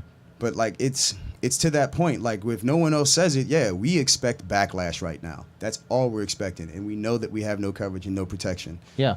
And it's 2013, and the first man-made object that we created and sent out from the Earth is just leaving the solar system right now. Mm-hmm. And we can't. It's and we're talking about race and everything. Dr. Martin Luther King Jr. is of course such a great inspiration and writer for so many people. But there's always his quote that he always said, like that one speech he did. He says, we've learned to swim through the ocean like the fish. We learned to fly through the sky like the birds. But we still haven't learned to love each other like brothers and sisters. Yeah. And all this technology we have, and all the money we have, and globally and internationally, and it's not just like you say, it's not just black, white. It's every race in the world and the human family, and It's the fact humanity. that, like that there's exploitation. We need to agree to move forward, dude. Like we no longer need exploitation. There's so much more to be gained from a world where we all can just do it and get down. Yeah, work together. Let's get smart. Let's play some music, and let's loosen up on the dumb interracial babies light drug chill. laws that put everybody in prison. We could be hotter than There's Brazil so many... now if we just got over race, dude. Like we could what? Brazil, Say again? We could be hotter than Brazil. Mind you, they had way more Africans. Advantage Brazil, but the Portuguese, that wasn't helping them much. Yeah, we're just tapped right now, right? We're kind of a hollow nation that's tapped by the companies. But that's one thing that all the rhetoric I can think of my grandpa and all my uncles would be like, but this is America, and if we did pull our asses together and really come together for maybe the first time. It's one thing I've always loved about New York City. It's the city of the world, right? You have the big experiment. Can the people of the world live together in one city? But it's still very much... Like, I like to remind people, like, they forget the 5 points. Everyone remembers Gang of New York, but they forget the 5 points. They don't realize or even have a clue. There's so many hipsters on that block. Like, I took a picture of that block the other day. If no one knows the story of the 5 points... And the hipsters kind of look like the gang leaders of the time. Fashion is kind of leaning back to that, like the mustache thing going on. I'm mad because I can't grow facial hair. There's a serious fetish for that kind of stuff now. There is, and they don't know the stigma that they're dragging with it. But they killed like 1,400. Actually, the black community in Brooklyn was created by that attack. Fleeing that area and going to Brooklyn. That created Flatbush. Like, wow. So people were like, I'm out of here. So, Brooklyn. Yeah. It wasn't Brooklyn we go hard. It was Brooklyn we go now. We go now. We're going to Brooklyn. We're going to Brooklyn right now. These guys. Where we gonna go? Brooklyn. Why? Close to the water. Close to the water. But like I said, there's never been a history of like outward violence from African Americans. We've given everything that we've got to America. We've got nothing. So like as a culture, as much as we've got, we're baffled right now because we were very much under the impression 5-10 years ago we're good. We're gonna move forward. And then Bush and the gang just A lot of people in the country were like that. We thought we were in this progressive post-Clinton state. The 90s, it was on. Yeah. It was. I hate to say it. I was a Republican in the 90s, dude. I was making bank. Black people were just lazy to me. I literally used to be that guy. I used to feel that way. I was thoroughly conservative in my viewpoints. Mm-hmm. Then over time, thank God, my family's depression era largely. There's that whole, like, you want to catch a thief, follow the money. I can't get away from logic. I can't escape it. It plagues me. Like, if I believe something that is not founded, if I'm not able to argue what I think, I won't think it. I was raised on fuck what you know. And all that I found led me to be like, wow, conservatism. No, sir. And then, oh my God, Rand Paul had the nerve to be like, you know why are there no black Republicans now? Like, he forgot Strom Thurmond. Like, you really don't think we know that one? And it was amazing. He was at Howard University. Wait, Ryan or Ron? Ron Paul. Ron. Dad won't ever come talk to black people. He was involved in a supremacist plot to take over the island of Dominica. Yeah, I said it. There was a government commission, and you can get the files on YouTube. You're talking about Ron Paul's father? Dad Paul. He's a gremlin, folks. What's his name? Yeah. Jack Paul, Crack Paul, I don't know, whatever they call him. Paul guy, whatever.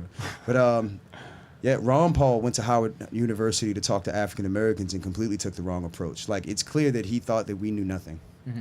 You're at Howard. Like, he literally played Howard like he was on Sesame Street. You've never seen any Rogers. information before. Here's what I'm going to tell you. Yeah, like, you guys aren't being taught jack. Let me have fun with you. Why aren't you voting Republican? Come on. Like, it's, come on, man. Like, it's Howard University, dude. Those kids were sitting in the pews like, man, we about to form a new Black Panther Party right now. Like, dude, how he got out of there without tar on his back, I don't know. Yeah, why is there no third party?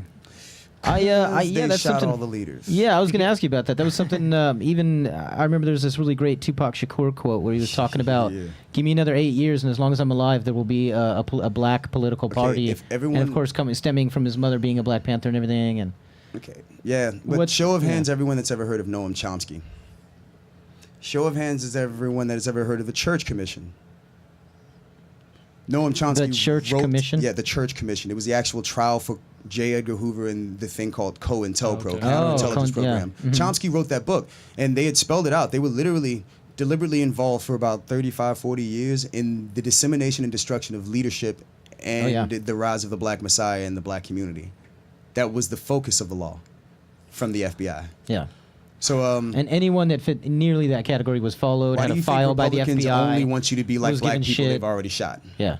I mean, do you think that shit's still going on today? I mean, do you know what Cat Williams is going through now and what he's claiming and all that? I'm not going to lie to you, dude. As prolific a speaker as I am, I'm 37 now. Part of me is only getting so public about what I think and know now because largely I engage people in person, one-on-one. That's how I prefer to work, but I don't think it's been working. Like, I've been able to reach a couple people, but at large, like, I haven't really touched anybody. But at the same time, like, anyone that's ever stood up, like, ironically enough, we had tons of conscious hip-hop in the 90s. Then it turned gangster all of a sudden. Mm-hmm.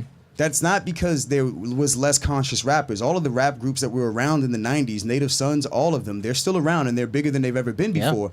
But literally, the system stopped selling it when white kids started buying it. They started giving them the gangster stuff. Yeah. So they developed an appetite for this super cool, super masculine. Like, many a white boy has learned how to mac on a chick listening to hip hop. Naturally, they only want to hear the bone chicka bone bone from us. Like, but the second Immortal Technique comes on, you got a couple Che Guevara actor likes, and don't get me into the people that wear his T-shirts because he hated black people, by the way. If you don't know, unless you're a bigot, don't ever come shake my hand with a Che Guevara T-shirt on. Castro only, ever. Or Tupac Amaru. Real, you know what I mean?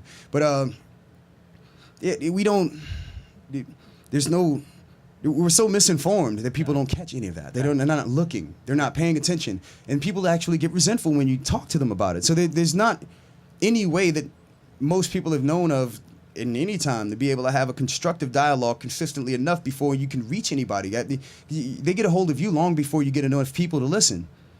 All of the great hip-hop acts, all of the great R&B acts, everything that ever espoused love, unity, and bringing people together has been looked at, disseminated, attacked by groups of people that have been allowed to do so because they've been sold fear.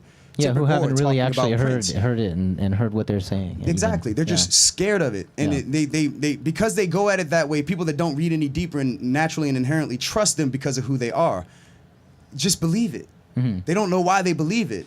I've been in rooms alone with these people and they've been, man, this, that, and the other. I don't know why that is. And I've literally thrown facts at people and they've like not been able to counteract them. Well, earlier you mentioned backlash too. There's something about this reverse backlash that I want to bring up. Like after the death of Biggie and Tupac, right? I remember being into that music and then going from there straight into like Black Star. Yeah. And I feel like in what I got from Black Star and from Mos Def and Talib Kweli after that, it's almost like that backlash. Like, okay, so that happened, but then there's this other thing, and then it's recontextualized, and it's the knowledge is taken and recontextualized and then given back out again and told in this poetic way.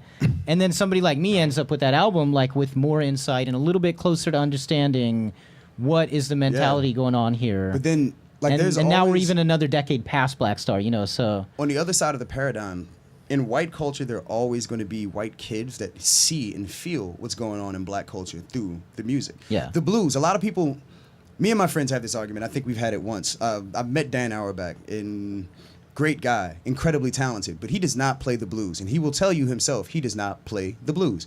The blues is black males expressing themselves during a period where they could be hung, shot, killed, or peeled open like a banana for telling you how they really truly felt. Peonage was in full swing. If you've never seen the book or the documentary, the Slavery by Another Name, it's on PBS. Check it out. And I feel that in general, being so far removed away from trying to really empathizing and understanding that, it's like trying to understand what the concept of infinity is or something. It's like, unless you've been there, like to live as society treating you as an object where you could be brutally attacked any moment, that didn't really end. That we're still seeing that. That is the culture that has led up to the schism where we're at now. So long of seeing people go through that, feeling something but shutting up. And then eventually, generation after generation eventually loses the idea of this is wrong. I don't really like this. They just feel like, well, mom and dad never said anything about it. 2 generations down. Well, that used to be like that, but it wasn't all that bad. No one said anything. Yeah. So like, we're there now where it's been dislocated and not discussed so long amongst the people that have perpetuated it that the other people that had the negative psychosis that allowed them to do that in the first place have just evolved it a different way. Yeah. They've turned it into a it might be the issue that could actually save the entire world globally. Did you see Mos Def doing the thing on Guantanamo where he went through the... Yeah, he played it out as he was being tortured. Have them stop, essentially. Yeah.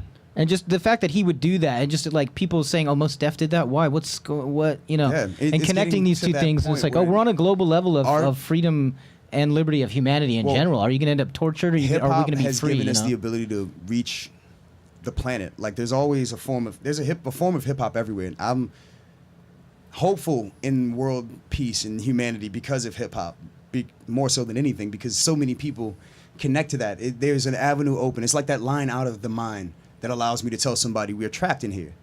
For black Americans, that's very much what I feel like right now. I don't know about how many other people feel. There's some people that are just like, you know what, us too. I know Tamils. I know people that are from Nigeria that live in France. I know Nigerian Moroccans and Algerians. Assalamu alaikum wa rahmatullahi wa barakatuh wa ladhikr Allahu akbar. Ramadan Mubarak takbir. To Muslims everywhere. Can I ask for a translation on that? What? That was just a shout out, and we should go by it. Yeah. May peace be unto you, the blessings and mercy of God, and remember the greatest of all things is the remembrance of God. Awesome. Praise. Awesome. And when you scream out for takbir, praise, people are like, oh, Allahu Akbar. I gotcha. So it's kind of like a Muslim rallying cry. And no, it doesn't mean blow people up. But it's just another thing. When people find out I'm Muslim after we've had an intellectual conversation, then the next question is, how long were you in jail? Oh, guys, we're going to have to talk about that now. Smart, Muslim, bean pie crumbs on the chin. You must have got that in Rikers, jail, huh? right? Rikers. Yeah. No, Pelican Bay. Let me guess. Beefy got a couple tattoos and stuff. And I've never been to jail. Thank God. I run fast. They tried, though. But seriously, like this, what's at stake if we don't get into this dialogue, if we don't begin? The control of America by the individual, the way that it was intended to by our founding fathers, will disappear, because we're to the point now where, corporations, you're supposed to have a representative government. Your government does not represent you now. Like, your congressmen have... Yeah, if you're going by the founding fathers, they've already called that we need to use guns to have a revolution and break up the central bank. But no one's supposed to have a monopoly on guns. That's the trick. People should make money off of it, but no one should be given the advantage in that regard. And that's what we're doing. We're creating hegemonious advantage. Like, the second that the business presidents get in, the first thing that they do is dismantle everything that gets in the way of business, and that's when the wolves run into the sheep. Yeah. So that's about to happen, don't you think? In a couple years? Oh God! After Obama? I think what people are trying to do, I really do feel like conspiratorially. After Obama. No, they're going for it now. Yeah, no, it's always there. I think it's always just tiered up every time after you get the Democratic president, and then the Republican, it like ratchets it up. Don't call it a prophecy. Call it deductive reasoning. But I think they're going to force an incident so nasty that it scares so many people that they're going to vote Republican just to get protected. That's the general idea. We saw that once before, but that's where we call it, and we're like, that's for the next show. All I'm saying, controlled demolition. Everyone that knows anything about demolition saw controlled demolition. Yeah. I totally agree with that too. Exactly. Jenga people. We are going to address that actually on another show on another night. I do not agree with that. Oh, dude, I can sit you down with a PowerPoint presentation and teach you what thermite is. That's the problem. I don't need to see the PowerPoint presentation. But someone need to represent that that's not the. I'm glad. That's not a. Offer physical evidence and they do not consider it. Yeah, a PowerPoint presentation is not physical evidence. So well, that's true. That's true. Insinuations and suggestions on PowerPoint. I'm not a fan, frankly. I can never find the buttons. Poke. Yeah. Well, but I just didn't want it to go by that was the consensus of the panel. I do not feel that way. Yeah. No, and I'm glad that you would speak on that for sure. You can't have cookies. Yeah, I do tend to agree with it. I mean, when I have looked at again, that's a whole other show. We've just wrapped up that segment. Still not up with me yet either. Yeah. But, I'm constantly seeking. We're gonna breach that and go through a whole other thing. Yep. Anyway, so from our sponsors. I feel like we're gonna change it up now. We're gonna talk to Trevor a little bit about the acting and Brooklyn Acts, right? Sure. And also we're gonna wrap up the show here in a bit with a jam where we're all gonna play together. Cool. Yeah, and let music be the great magnet that brings us together. Sweet. So yeah, Trevor, thanks for joining us. What's up with you, man? I just primarily I wanted to discuss this youth theater group that we're using. Essentially, we're trying to go about it through performance and theater, establishing a sense of youth empowerment and community development. I think, even just with this discussion that we were just having, for me, it seems like there's, from a very, very micro level at a community standpoint, there's a disconnect. And especially here, living in Bushwick, you see that. You see, how things change within 6 months in terms of the people here and just overall the landscape and the people in this landscape are changing. And this whole thing with the Brooklyn Acts thing, it essentially was the brainchild of Jazz Cologne. She essentially came up with this idea because she felt like this group of kids, she has a son and then all of his friends, and she primarily essentially gets them all together to do things that are outside of school and things like that. She kind of is that mother of the community. She's a one-woman YMCA. Yeah, most definitely, and she's amazing. And she's local right here in Bushwick. Yeah, cool. Yeah, on Willoughby actually. Oh wow! Yeah, and she also has a boutique, Jazz Bells boutique. So she came up with this idea of having a drama class because the kids, especially in this area, they don't, school-wise, there's no funding for the arts. So she was like, I want to give them an outlet for this. She met up with Nissa Frank of the Living Gallery, which is it's on 1087 Broadway, I believe. Yeah. Right across the street from... Oh, yeah. Can't give any plugs, yeah. Yeah, you know where that is. Sorry, yeah. It's right next to an awesome the Living Gallery. What's it called? Yeah, the Living Gallery. Really cool and met with Nissa, and Nissa's like, great, you can use my space. And then they sought out some teachers, and I was kind of the last, they're like, oh, we found out you're acting. Would you like to help with this class? And I'm like, sure, of course. I at that point in time, it was so funny because I was just getting done shooting an independent, a micro budget independent movie in Bushwick. And so much of the time when we were shooting, we would be in areas where there were a lot of kids, and they were just like, I want to be in the movie. Can I be in the movie? And I'm like, well, we can't really have you in it. You got to sign these forms and stuff like that. It was just but they're in there. Do you know what a release form is? Kid? Yeah. It's kind of like this weird thing. But I was thinking to myself, I'm like, man, these kids need this outlet. They want to do this. I mean, they're probably watching so many movies and television shows and sporting events is the most theatrical thing ever. Right. And I'm like, man, yeah. So drama. Yeah, exactly. It kind of came to this point where I was like, I'm interested in doing something like this. And then Nissa approached me just because I worked at a cafe by her old gallery space. And I was like, sure. And so we started in January. and the kids have had 2 performances. They came up with these concepts. Well, can I interrupt you for a second? Yeah. How did you guys start? Did you go out into the community and find kids that way, or did you put posters up, or did you work with any of the schools, or? Essentially, it was through jazz. I mean, jazz, word of mouth amongst the kids. Yeah, jazz. Okay, cool. Jazz got together like 11 kids that were interested that showed up on the first day. Wow. And it's definitely changed. We've had kids come and go. In the meantime, especially during summertime, it's really difficult to get anyone to really want to do anything that's like kind of a structured event, which I totally get, because when I was Shakespeare a kid, at the beach, I was like, get me away from any sort of teacher and room. Right. And you guys have done a couple shows already? Or? Yeah, they came up with these concepts. We had them do this like freeze frame thing. I should also introduce, or not introduce, but give a shout out to Isabel Shanahan and Tara Elliott, who are the 2 main teachers that basically formatted the whole structure with jazz and Nissa. So yeah, they're all cool. They're all great, and they're the ones who kind of have came up with the whole game plan for the class. And so we had the kids come up with 2 different plays. We broke them up into 2 different groups, and one was called Miss Shot, which dealt with it was a bullying concept, and then you told me about that one, right? Wasn't that something that was like the kids came up with the idea themselves? Yeah, so they came up with the idea. They were like, what kind of topics can we discuss? And then we had them essentially go through like different freeze frame actions of like a situation, like some kids walking into a department store, and one of the salesperson, people be like, hey, keep an eye on those kids, okay? So like there was this beautiful thing that they came up with, and it really was like, when we talked to them about it and got feedback from them, they're like, yeah, I mean, this is stuff we experience every day. Yeah.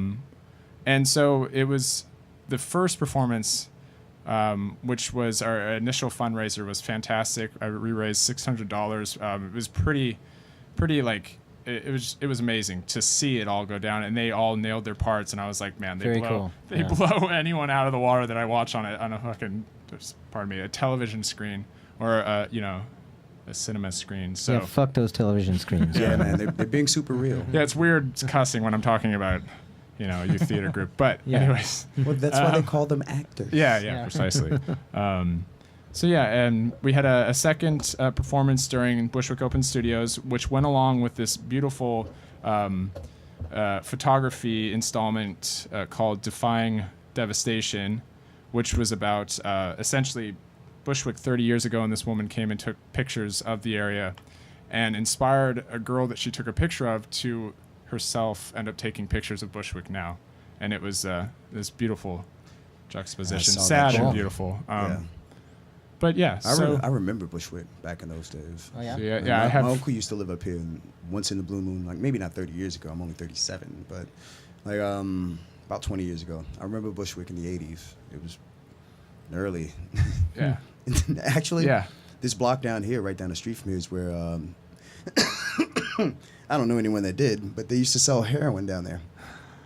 Someone sold heroin. Yeah, I've heard some crazy cop stories about this neighborhood. This was the Wild Wild West for a while back here. Yeah, not that long ago. Yeah, like right down the street actually is DSEP. This is DSEP territory, traditional DSEP territory. So actually, you see, if you ever watched The Warriors, there's a good section where they literally run down the street right behind here. Yeah. Oh yeah. Yeah, like this was gang territory for a hot minute. Actually, the second set of Latin kings, because the original Latin king empire was up in Greenpoint, and I think the leader still lives up there now to this day, got started like right up the street, and they had most of this territory back to here, and over that ways with DSEPs and a bunch of other gangs. Like, don't ask me how I knew any of this when I was a kid, but yeah, you knew who you was running. Here, I used to have to pull the God body card coming through certain neighborhoods. Like, kid, who are you, kid? Oh, yo, salam alaikum, kid. Like, God body. I'm just on my way home. Oh, words. Walaikum salam, brother. Be good. Like, that's the only way to get out of gang. At least back in the day with gangs. Well, actually, I know exactly why, but it's a whole different show. But like, gangs literally, like, if you knew something or were connected to the street culture at the time, like the 5%ers were like the thing for kids to be into amongst our own selves in the hood. Mm-hmm. The gangs wouldn't mess with those kids. So like you knew how to, like, if you were God body or studying and into the lessons at the moment, like they didn't mess with you. Yeah. Like now, these savages. Yeah. Yeah. Different scene now. Yeah, I mean, and that brings up a good point. I mean, this is, Jazz always said that she wants to keep the kids off the street in that regard. She wants to give them a place that's safe and that they feel like they can express themselves, fully. And yeah, right now we've moved from theater stuff to we're doing a music video. They're coming up with a song that kind of describes who they are. Cool. Yeah, and it's been awesome. We have essentially most of the lyrics written. We've got all the instrumental stuff figured out, which is great. And yeah, it's hard again during summer, but eventually by the end of the summer we're going to have a music video made with the song and them just getting to have a great time. Super cool. And, like, talk about how awesome they are, because they are. You should bring them on the show sometime. Yeah, I mean, ideally that's kids. Yeah, actually, you should have them on the show. Past their bedtime right now. Have them do some one acts or something. Yeah. Well, you know. Yeah, I mean, how old are they? It's past their bedtime do an now? afternoon show. Well, no, not really. I mean, they're this is between Brooklyn, the ages of 12 Right. and 15. So Okay. yeah. Past their metaphorical bedtime. What was when you were 15? What was your bedtime on a Saturday night? That's a good question. 15, Bedtime? I was What was staying that? up late. I was always Saturday night bedtime? because I would procrastinate Whenever until the the end of the NyQuil night. kicked in, son. I feel like when I was 15, it was probably like, I'm staying up all night, Mom. Yeah.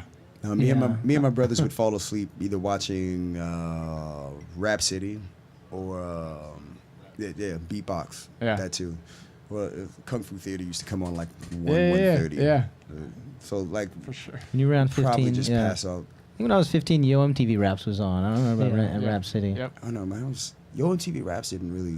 Wasn't that with Ed Lover and everything? Yeah, I was about 14, The other 15 Dr. when that was Dre. around. And the other Dr. Dre.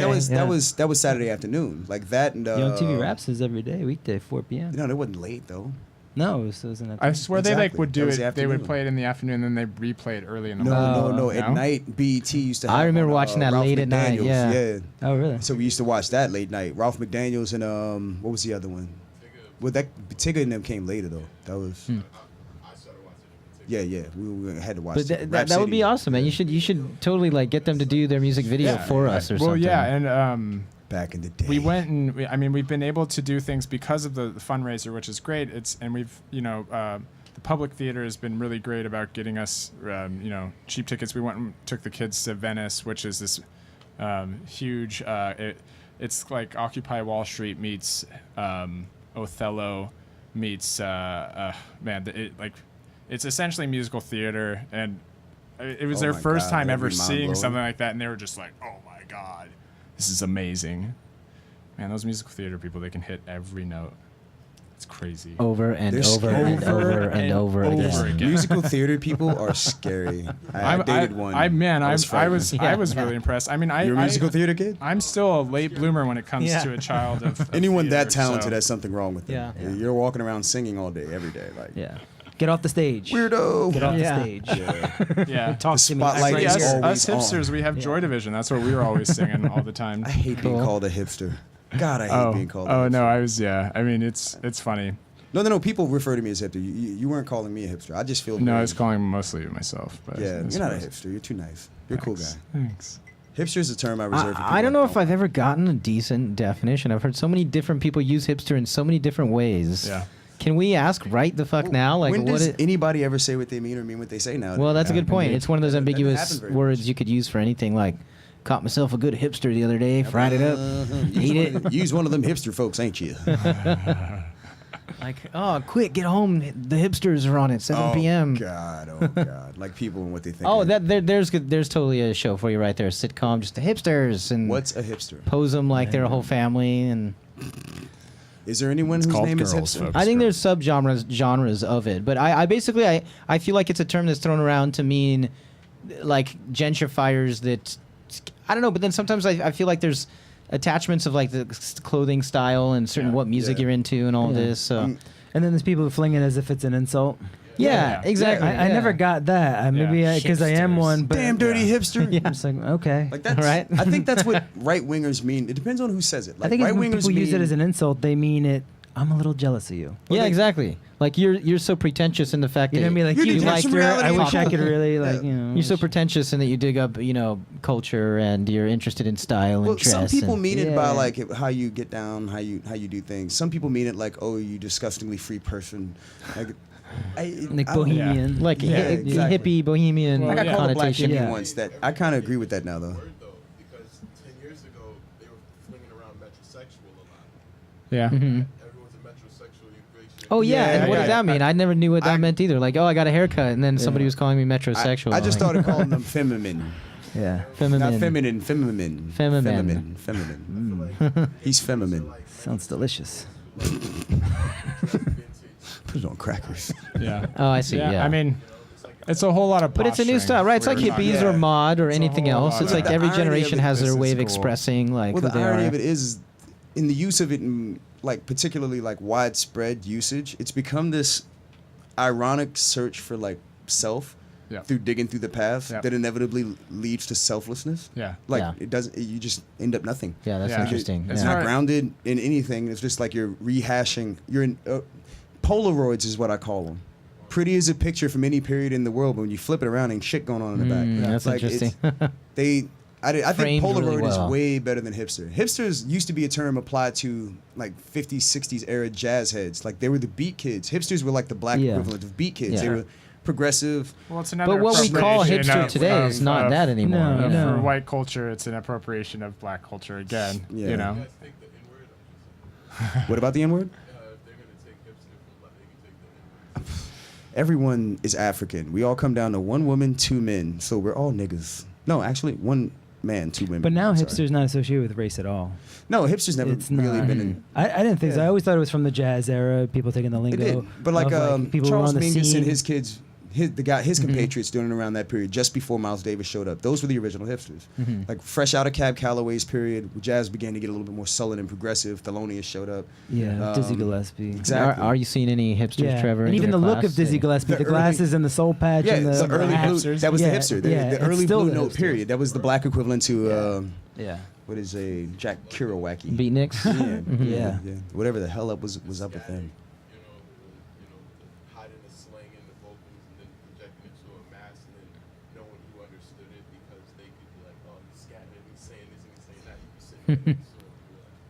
Exactly. Like the brilliance of those people at that moment. Like Yeah. Yeah. Most I mean, definitely. Yeah. We need. We're for the folks at home. We're talking to Dean, who's off camera right now. Dean will be on another episode coming up soon. Well, in the future, what we're going to do, we're going to give everybody a mic, and then there'll be two cameras. Because, the folks at home can't see what we're seeing, which is four of our good friends sitting there off camera who are also talking to us, and we're having this shit thing. I see but an audience of 250. I don't know what you're talking about.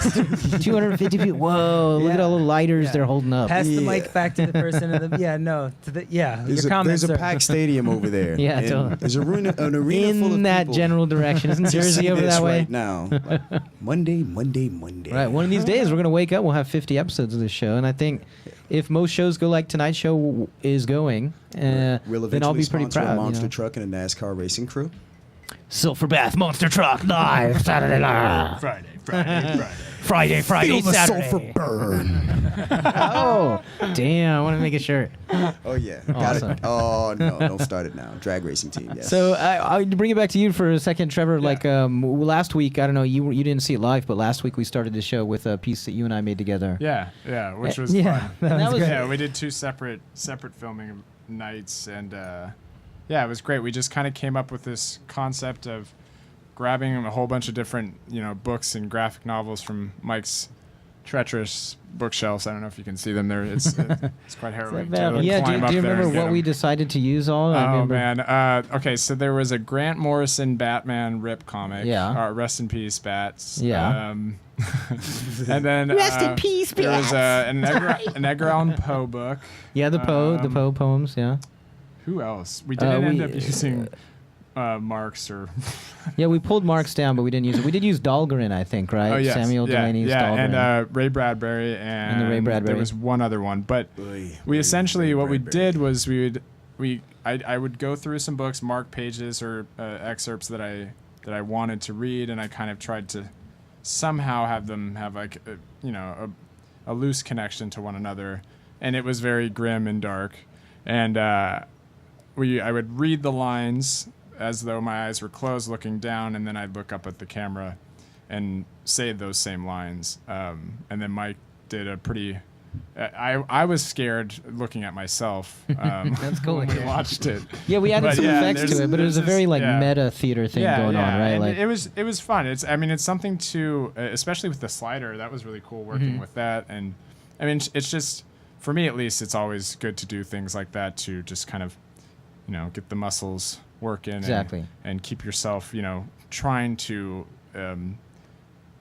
work with a creative process that allows you to do stuff on the spot and doesn't have much forethought, because I will analyze the hell out of something, and and that can be your worst enemy when it comes to giving a performance. So it's always great to do these weird little experimental projects up in this room. And expanding with Fumio, your performance vocabulary. I will say this, right, it's doing something weird, doing something quick or short. Let me see how this fits. Right. But Fumio and the music, I mean, Mike and I were talking about the music really kind of makes it, in my opinion. So adds a lot to it. Thank you, Fumio. There's this kind of eerie subtone thing going on. And it's helped me with my performance. Yeah.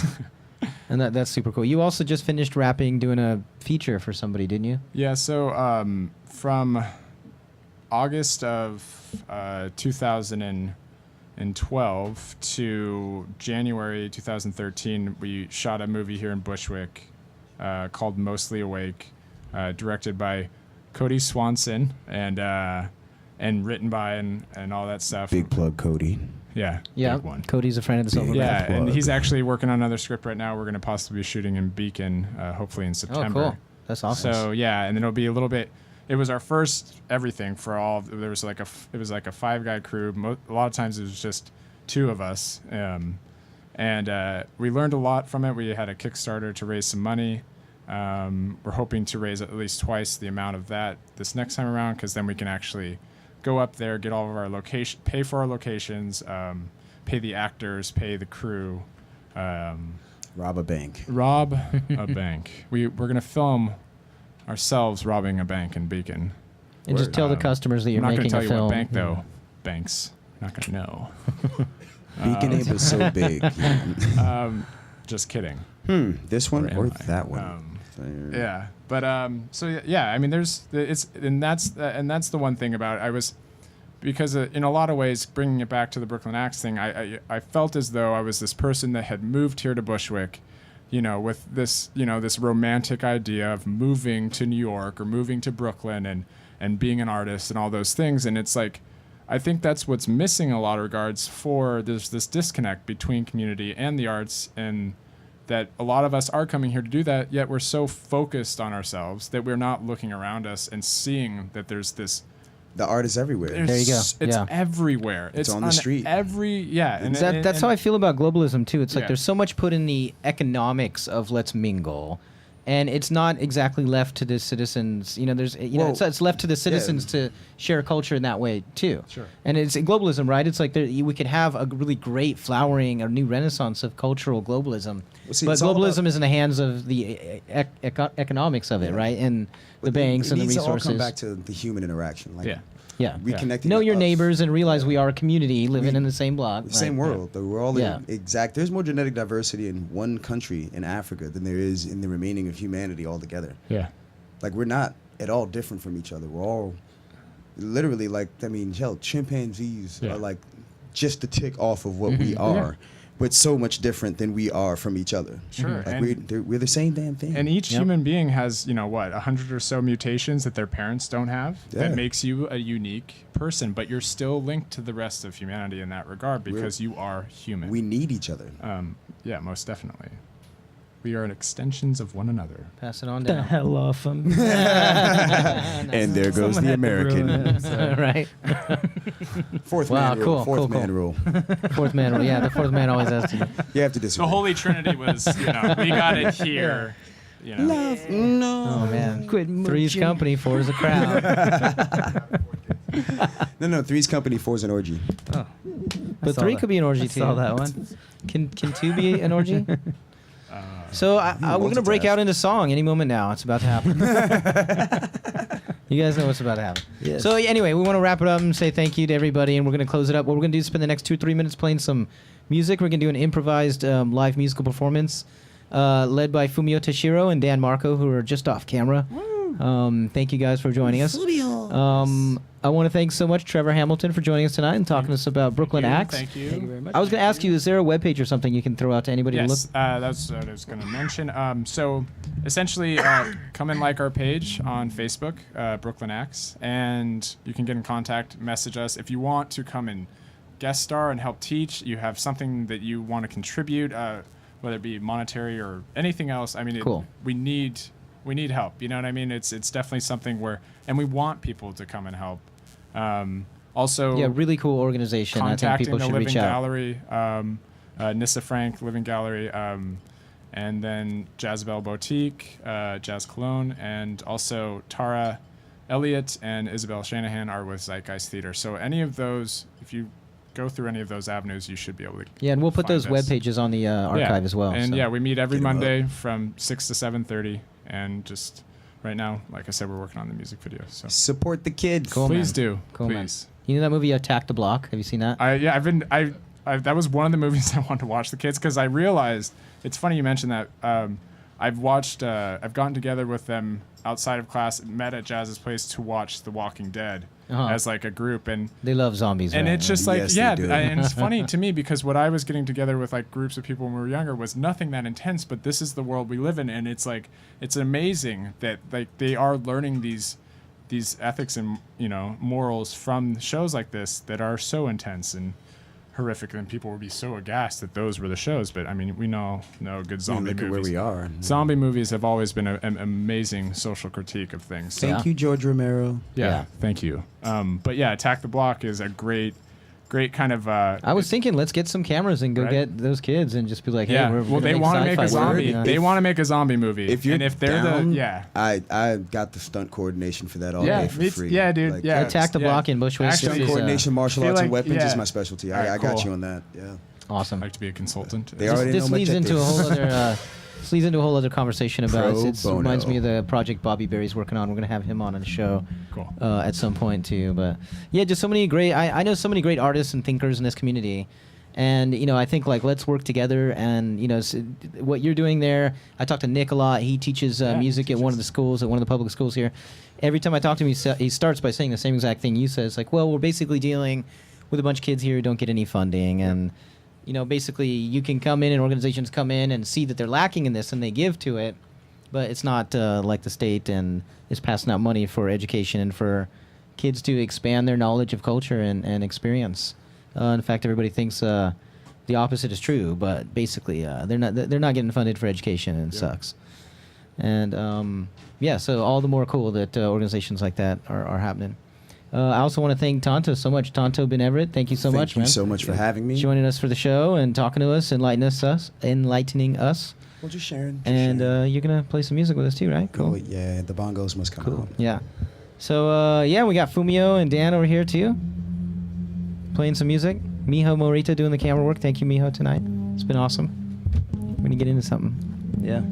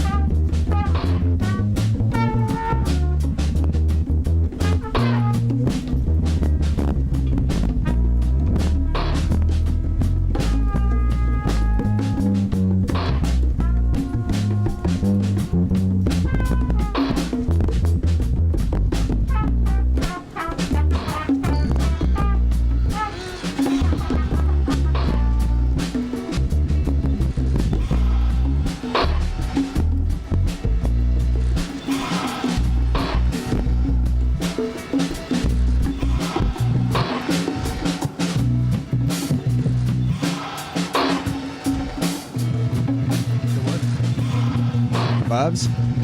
The vibes. The vibes? The vibraphones? Roy Ayers?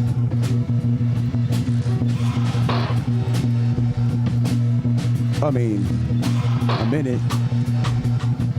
Yeah, we lyrics capable, stable notes to the wall. We drop it on them like it falls. Sort of like gravity, the cavities form when people try to bite. Cause we ignite when we write, and tonight is just the kind of night where it happens. Can't technically be considered rapping if technically you're unraveling and unraveling the universe. And I travel through this verse as if I got a time machine. But you'd have to go back 2.5 bars to find out what I mean. Get it? Prophetic almost, but I don't make no profit. I won't stop it though, like I'm non-stop. The hip-hop ethos even goes through jazz. It used to be what it was, but now it's what it has. Remainders, the brainders, the ones who don't do the math, laugh and look at the aftermath. In the past only explains the way that the pieces fell apart, but you put it back together if you got heart. You as the glue, one shoe drops, put it on top of the beat, just don't stop. Say what you mean, just mean what you say. Play what you feel, but you feel what you play. The one way forward as we go. The one way forward as we go. The one way forward as we go. Forward as we go. Forward as we go.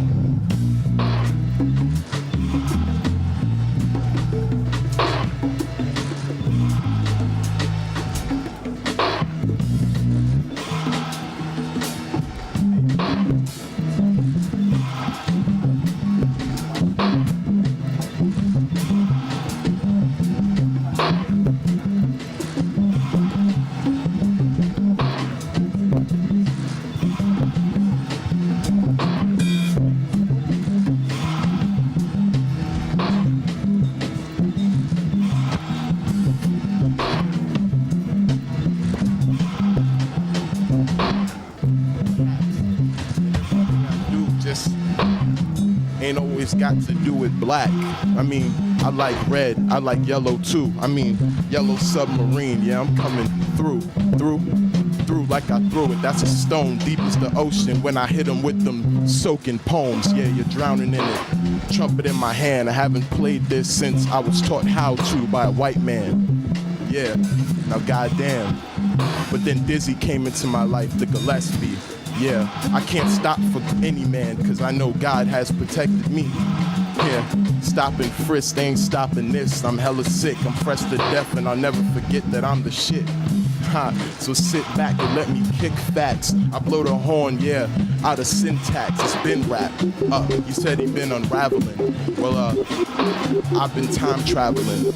I've seen things that I shouldn't have seen, and if I showed them to you, boy, your eyes would bleed. I mean, I've heard things that only God has heard, and those words leave people disturbed, but also they're the truth, uncovered, unsugar-coated. I stay devoted, so I'm always floating. Yeah, higher consciousness, I achieve it, cause I believe it. See, I'm the reason that y'all should start perceiving that God is the man, and man, nah, he could be a woman. Just understand, there's always a plan, and don't build foundations in the sand, because when the chains will blow, and that'll be it, my man. I mean, this is coming off the head right now, and I don't ever have to right now.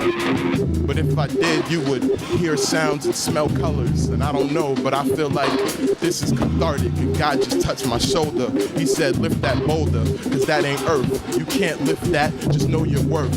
You've been the king since conception, that means you was close to God since birth.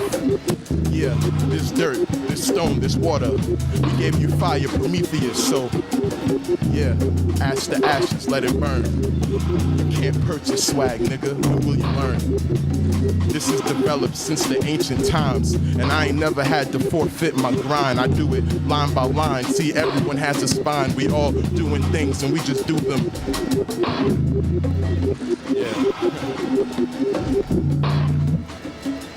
I love the cipher. I'm not that good on the horn, though.